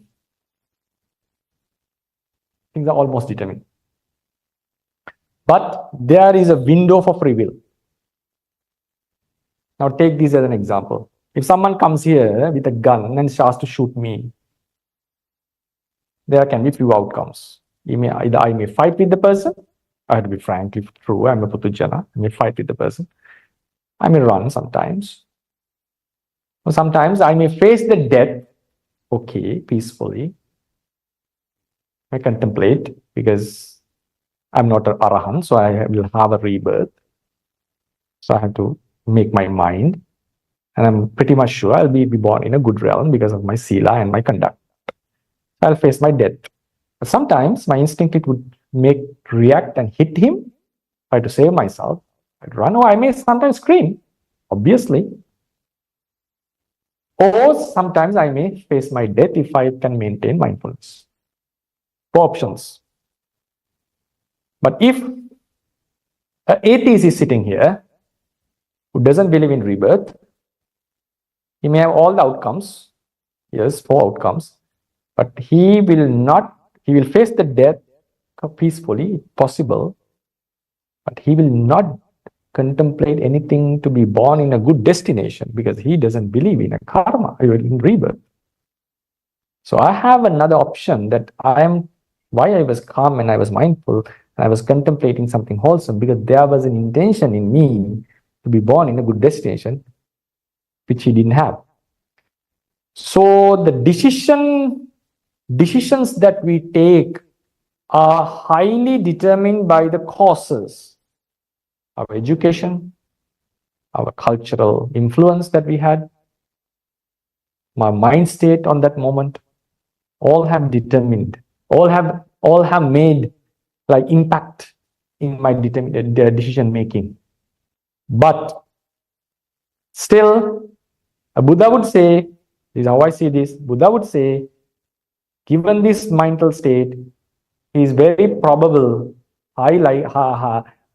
he's likely to run. But given this mental state, he would face the death happily. But given this mental state, there's a very high probability that he would fight with the fighter. But still, it's a probability.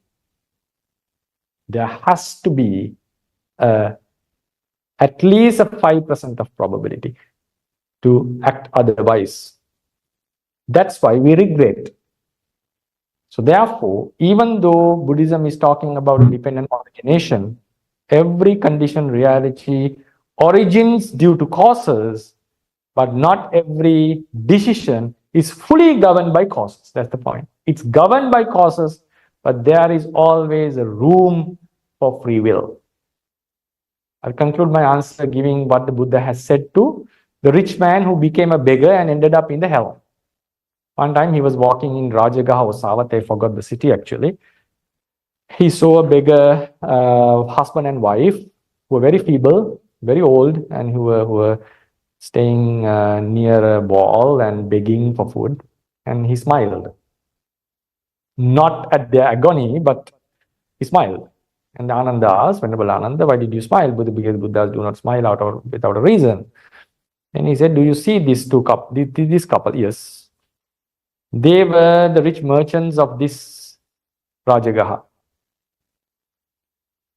Had both of them invested their money in a proper way, in whatever they would have done, they would have, during the young age, they would have been the number one rich man in the city. Number one rich man in the city. Prasad, may I recall, arahant. Yes. No. They have been the number one rich man in the city. But had both of them ordained in the Buddha's dispensation, husband would have been an arahant, the wife would have been an anagama. Had they done the same during the middle age, either they would have been the second rich family, or the husband would have been an anagami, the wife would have been a sakadagami. Had they done it in the last stage, at least when they got old, Pachimavaya, they would have been a third rich family, or the wife would have been a sotapanna, while the husband would have been a sakadagami. But now they didn't invest themselves or the money in a proper way, so they end up being beggars, begging for money in the city, and finally they will end up in a bad hell. Now think, this was the Buddha's statement.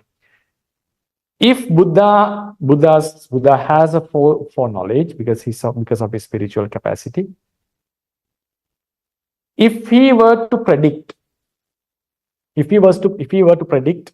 this during their prime age, the couple's prime age, he would have said to Ananda, I see, given all the conditions, with my vast knowledge, spiritual knowledge, I would see if they invest at the prime age, they could be the richest family, or if they become monks, they would have that spiritual attainments.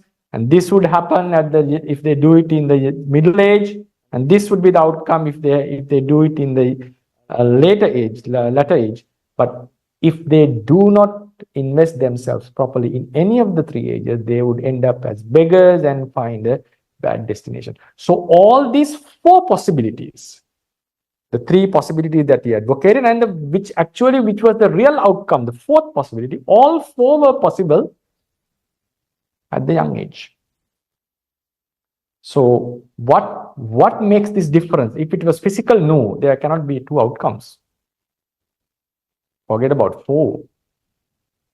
Had they invest themselves properly, had they invest their money properly, so it depends solely on the decision that they were making.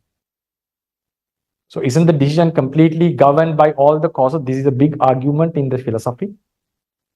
Even the causes, according to Buddhism, as far as I know, there has to be at least a slight possibility of making a decision, because causes are not determining the decision. Causes would determine the effect, outcome, reality. But causes are giving a probability to the decisions, not deciding the decision. The realities would be decided. What kind of a reality outcome out of a cause is already decided by the doctrine. If this is the cause, this is the outcome. It's very clearly mentioned. But the decisions would always be probabilities. So since there is a capacity to take a decision, Buddhism doesn't fall into determinism. Forget about randomism. It's a libertarian doctrine, but we call it confined libertarianism. It's not fully liberal. Like liberal means you cannot do whatever you want and achieve anything. No. The thoughts, thinking, decisions will be governed. That's why I said atheist would never make a decision to prepare himself for the next life. So his decisions are limited, but still he may fall into any of the 3 decisions, whether to fight, to run, or to face the death happily. So therefore, as you asked the question, it was a descriptive explanation. Karma doesn't negate doesn't make it to fall into determinism, but Paticca Samuppada seems to make the doctrine make Buddhism determine a doctrine of determinism. But since Paticca is talking only about the arising of realities, Buddha is not talking about the decision making. We can find ample of evidences in the doctrine to say that decision making is not solely governed by causes. So since decision making probabilities are there, Buddhism doesn't fall into determinism. That would be my answer. Thank you, Bhante. That was great. There are also some questions in the chat. Yes, can you read it for me? Yes. Yes, I can read from Yanuli Wickramasinghe. If consciousness gives the next birth, why we have heard some lives have a period without getting a life? Is it true? I think the question comes without getting a life, without getting a human life or a specific animal life. So the transition period itself is a life, right? So there's no time that the being would live without a consciousness. According to Theravada teaching, there are 2 occasions that one would be free from consciousness. That is, there is a special realm called Asanya Satta in one of the Brahma realms, that one is free from the consciousness throughout the entire life. The body exists like a statue and it's very high bliss. Then you would still ask the question, how could it be a bliss? But in order to explain that bliss, you have to talk about the suffering of the consciousness and all these.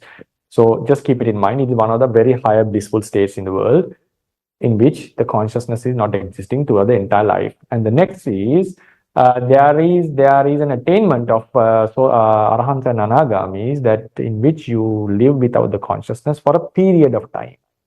In human realm, maximum of 7 days. In the Brahma realms, it can be extended to eons actually. So other than that, always there is a birth. Sorry, there is a consciousness. And all the time someone is in a certain life. There is no such a period, for example, for example, Mr. A died 1 p.m. and his next life happened at 2 p.m. No, this is not possible in Buddhism. It has to happen immediately. The consciousness would not stop unless there is a specific reason. But it never stops in this life. While we are asleep, still the consciousness is present, even though we are not aware of that. And yogis claim that they can recall that consciousness while asleep. So consciousness is keep on happening. It comes, like for example, if you stack up a bunch of papers, you take out the paper from below, the other would immediately come to the next position. So likewise, consciousness, another new consciousness would keep on following when the previous one, the preceding one falls down or vanishes. In the same way, the last consciousness in the body vanishes, another consciousness would happen. So sometimes we hear about story that some were wandering in this here and there. In some Buddhist stories we have, even in different sects, still it's another life actually. It's another life. But if you're talking about Antarabhavada according to Tibetan Buddhism or some Mahayana sects, so they would say the mind have come out from the body and still he's living in the same body. But none of the Buddhist sects would say there is a period without consciousness if you are not talking about the Asanya Satta. So therefore, the question seems, I assume the question was asked based on that it takes times to be born in the, like somewhere without a life floating in the sky and so forth based on the information. But that itself is a life. He was aware. The person is aware of what is happening. So that doesn't mean that the consciousness was missing.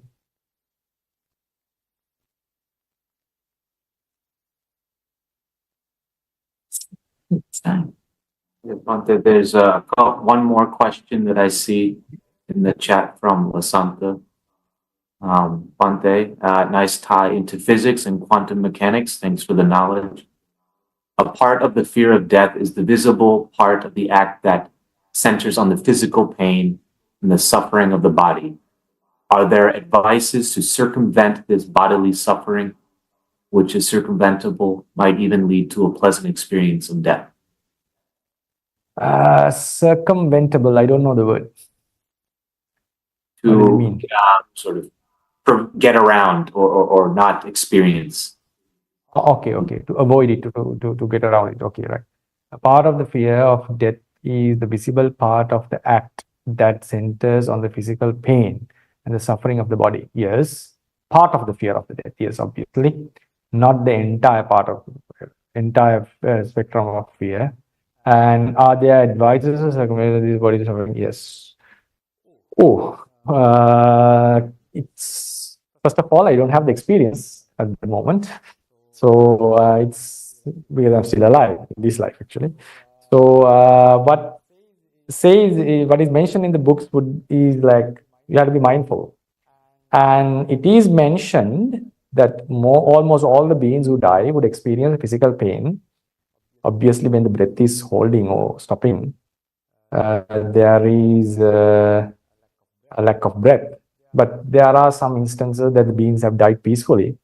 But still, I assume that everyone would experience some sort of a physical pain. I think it is inevitable. In my opinion, the doctrine says that almost all the beings would experience a severe pain when they are dying.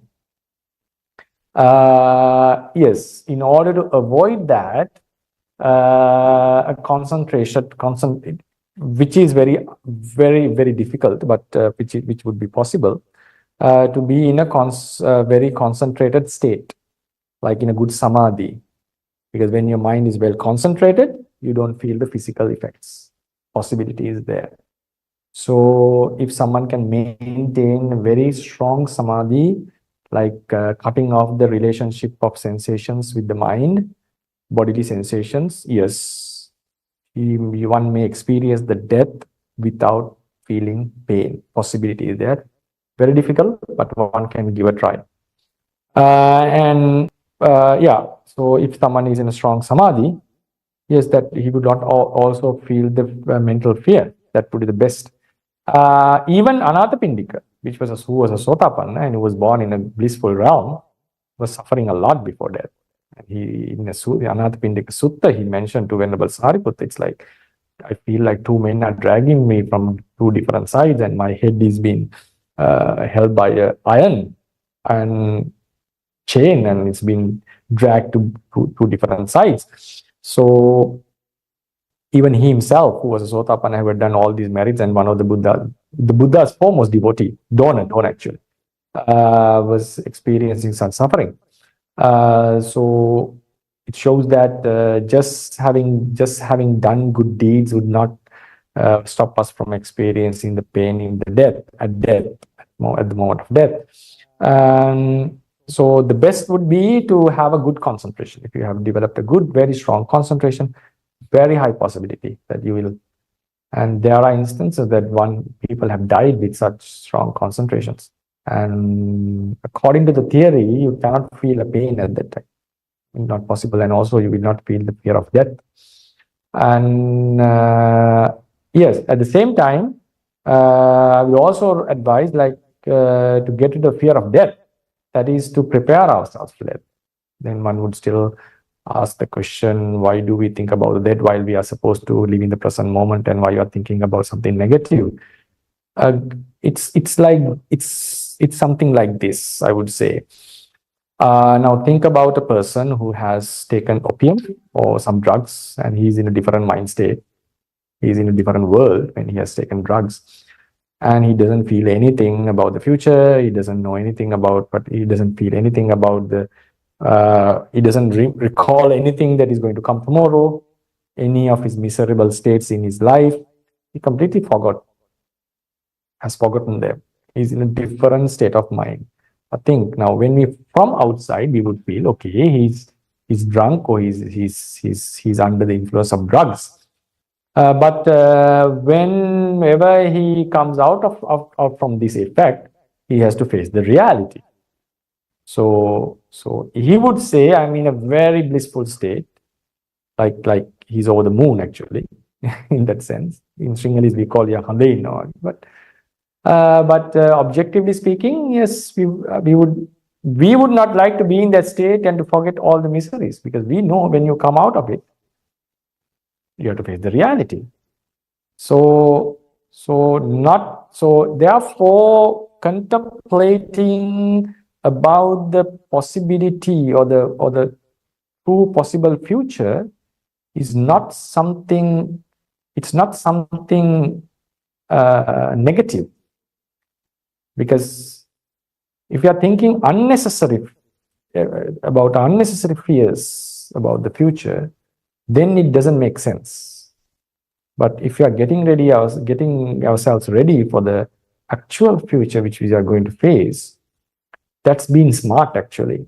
So any wise person would prepare himself for any danger. That's why we save money. Why do we save money in our bank accounts? Because we know anytime any of our family members could get sick. So we need to have some sort of a buffer for that. So no one would say getting ready for the future, unpredictable disasters is not a bad thing. So therefore, death could befall us at any time.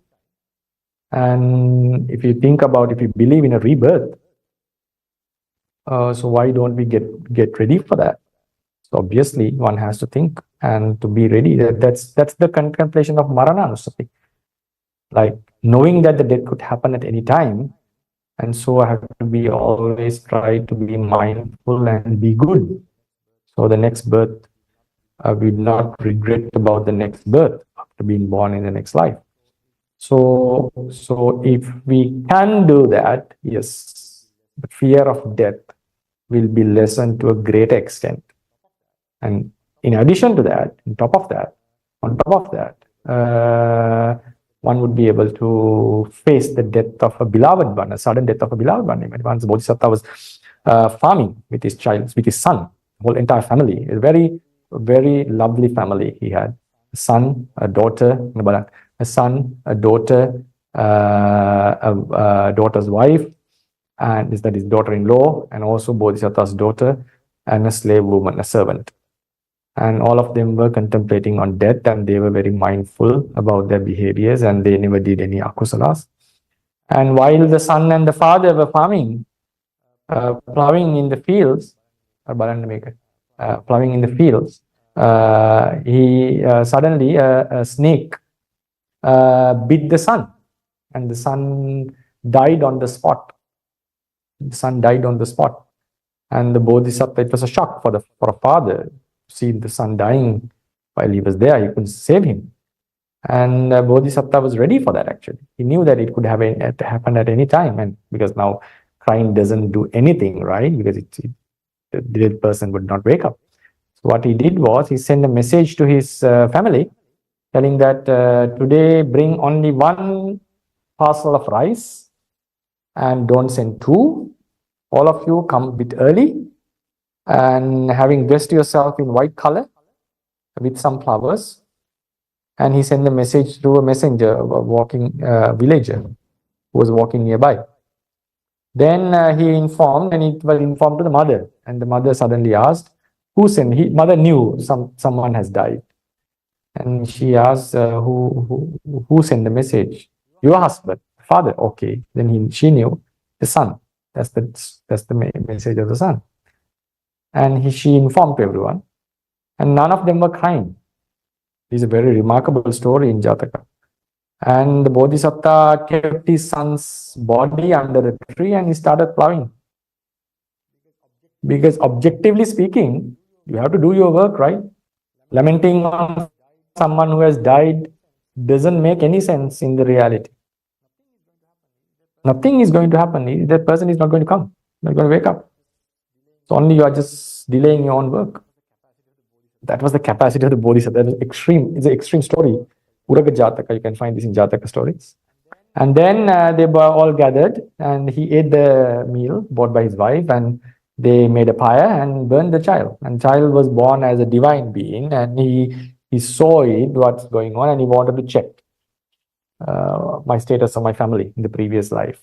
And he came to the father and asked, who is this? This is my son. This is a living human. Are you burning a cow or someone? No, it's a human. It seems like an enemy. Why do you say so? Because you are not moved by any, you don't show any sorrow in it. You seems like very, very pleasant and calm. No, this is my son. Or maybe he's a very stubborn son that you wanted to get rid of. No, he's a very obedient, very nice, well-behaved son. Then why are you crying? When a snake removes its all skin, he removes it and goes away. So my son left his body and went. So we all have to do that. So when time comes, everyone dies. So I'm not worried about it. He's following the nature. Then he went to the mother and asked, who is this? This is my son, beloved son. And why are you not crying? Because the father maybe he has a strong heart. He's a man. Mothers, obviously, they cry a lot when something happens to the child. You are a mother, why are you not crying? So she said, I didn't invite him to my womb. He came by himself. And when he left, he just left it without informing me. So what can I do? I'm not going to cry because of this death, something which was inevitable. Because even if I hit this body with a stick, nothing is felt. So even if I cry, the person will not feel anything. For what I'm crying? Normally we cry to show that I feel about you, I'm sad about you. So nothing is felt, and it is the nature of the nature of the world. So why I'm crying? So then he went to the wife. Then why am I not crying? Because then he said, this is my husband, and he or she also gave an answer. I forgot actually. Then he went to the daughter, sister, and she said, she's a very beloved brother. She look after me very nicely. Why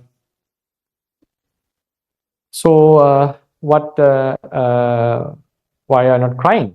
And then she said, if I cry, only outcome would be my brother is not going to wake up, that I will be ugly. So my father would have difficult time to offer me to another husband because I will not be eating and I'll be crying. I don't want that actually. So the dead person is dead. So I don't want to cry on something that is, because it doesn't make sense.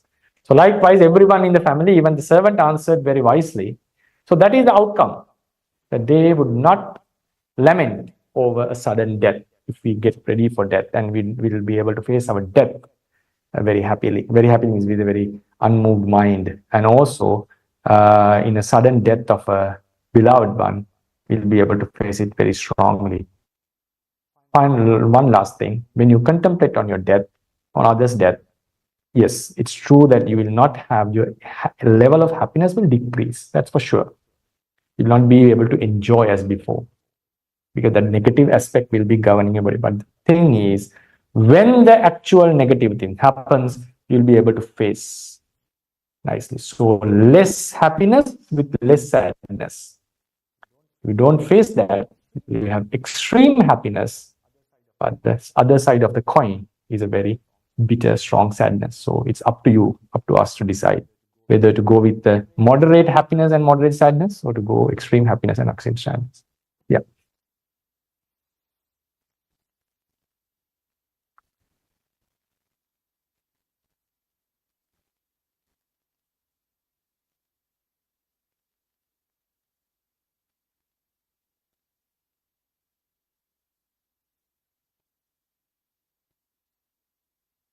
Right. So we are done with the questions, right? There are a few more questions on in the chat. So But it depends on how much time make you a rule that do not post any new questions. So we'll go with these two. Okay. Final. Okay. Yeah. Okay. Last few questions on the chat. Okay. The audience is a request. Don't post new questions. It's a bit getting late here. I just want to take rest also. Right. Okay. Next question. Yes. Are you able to see the chat? Yeah, I'll answer the remaining two. Yeah. Okay. But no not more new, any new questions.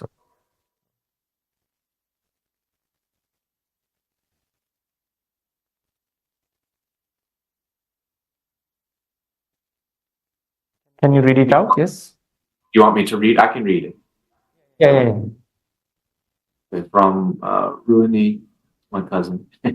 Are there tips to practice mindfulness of our active consciousness in our daily lives as we interact with others, having an understanding of what we are feeling, a form of Vipassana that is not limited to Vipassana meditation while sitting down?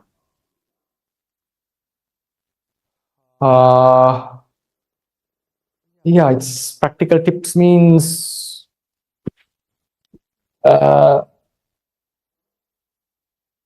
to be aware of the natures, like for example, Vipassana meditation is deep contemplation actually.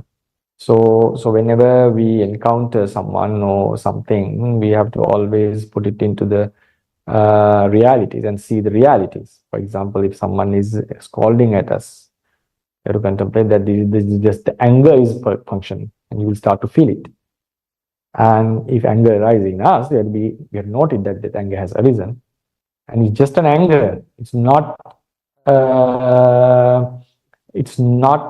that I got angry.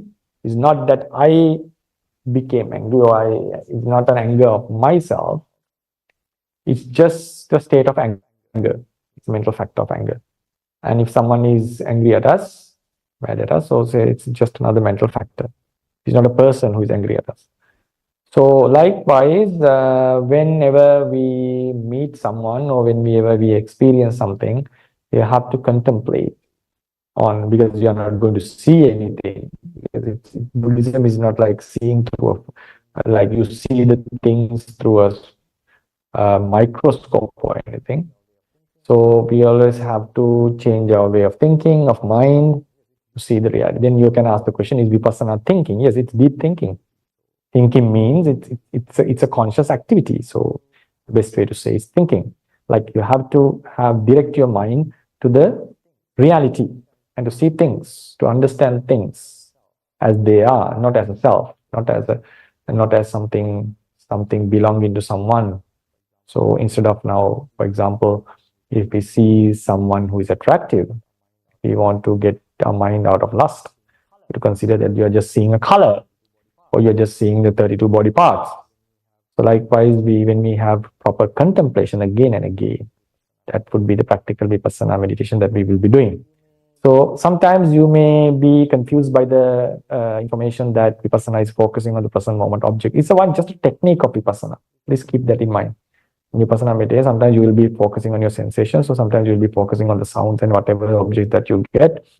This is not the entire scope of vipassana. It's just a practical way of doing of one certain technique actually.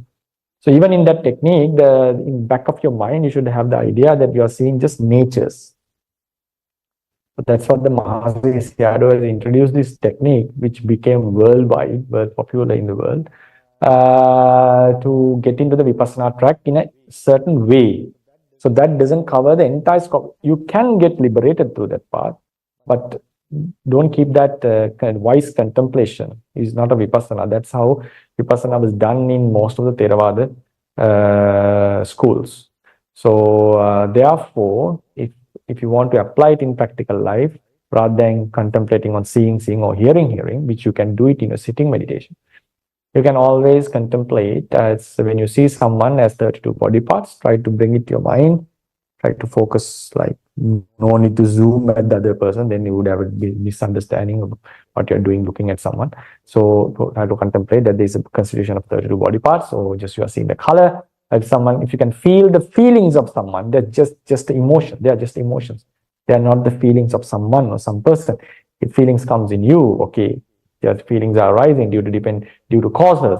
So we can contemplate in this manner. So that would be the practical vipassana that I would advise, in short.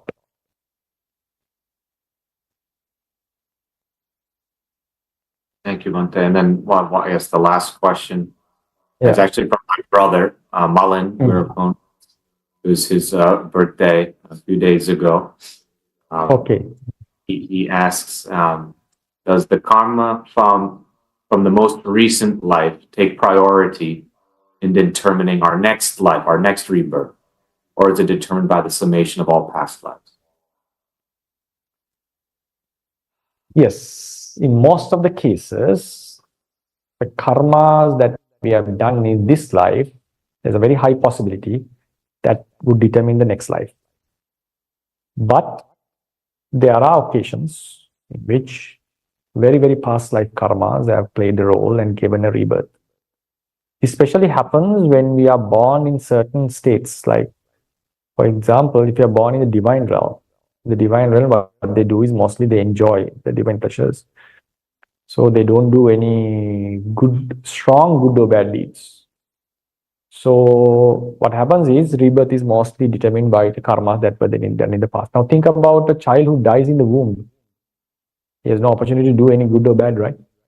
So therefore, the next birth, what happens to the child? The child was born already in the womb and he had a consciousness. And when he died, and he has to be born according to Buddhism. And what sort of a karma gave the next birth? It has to be a karma in a past life, whatever. We call such karmas katatta karma. So it's not guaranteed that one would be born in the next life due to karma done in this very life. It's not that everyone is born due to karma in the very past life, immediate past life. There are possibilities that one would be born in past life due to karmas in the past lives. So therefore, it comes to the next point that you cannot guarantee your next destination, the family you are born into, and all this, unless you are a sotapa or you are a noble being. Yes, that's true. Because as a Putujjana, possibilities are there. All the gates of the 31 realms are open to us. Then, but what we have to keep in mind is our next destination is mostly secured based on the Buddha's teachings if we maintain a good sila. That's the most important point. There is a sutra in the Anguttara Nikaya in which Buddha said to Janisoni, Brahmin Janusoni, that there are some people who make donations but doesn't practice a good sila. So their destination could be, most probably will be in a bad realm. Even he is born in a good realm due to good karma of giving, he will not have a proper birth. Births with defects. When I mean sila, especially killing, stealing, sexual misconduct, lying, and all this. So in a very high level, actually in our day-to-day life, most of the Buddhists doesn't do such bad deeds. Yes, sometimes they do lie, sometimes they sometimes cheat. Cheat means like evade taxes, or sometimes do some like doesn't pay the actual amount to be paid, or these kind of bad behaviors may be possible. I'm not encouraging them, but mostly Buddha was talking about very severe offenses like killing animals, animal slaughter, and all this. But killing pests, yes, that's a serious thing if you consider. So therefore, if you can maintain a sila, most of us would need not to worry about the next life. That would be my advice. Yes, even a person with high sila, if things change at the moment of death, can be born in the bad realm. There are very exceptional, rare cases, but those are rare cases. Buddha was very clear on this. If you practice sila, you will be born in a good realm. That's a guarantee that he had given. That's a guarantee that he had given. So therefore, we need not to worry about our next rebirth much if we can maintain a good sila. So in that regard, it shows that the next birth is mostly determined by the deeds that we do in this life. But if the person has not done very strong good or bad deeds in a certain life, there is a possibility that the person may be born due to another karma in a past life. So possibility is there.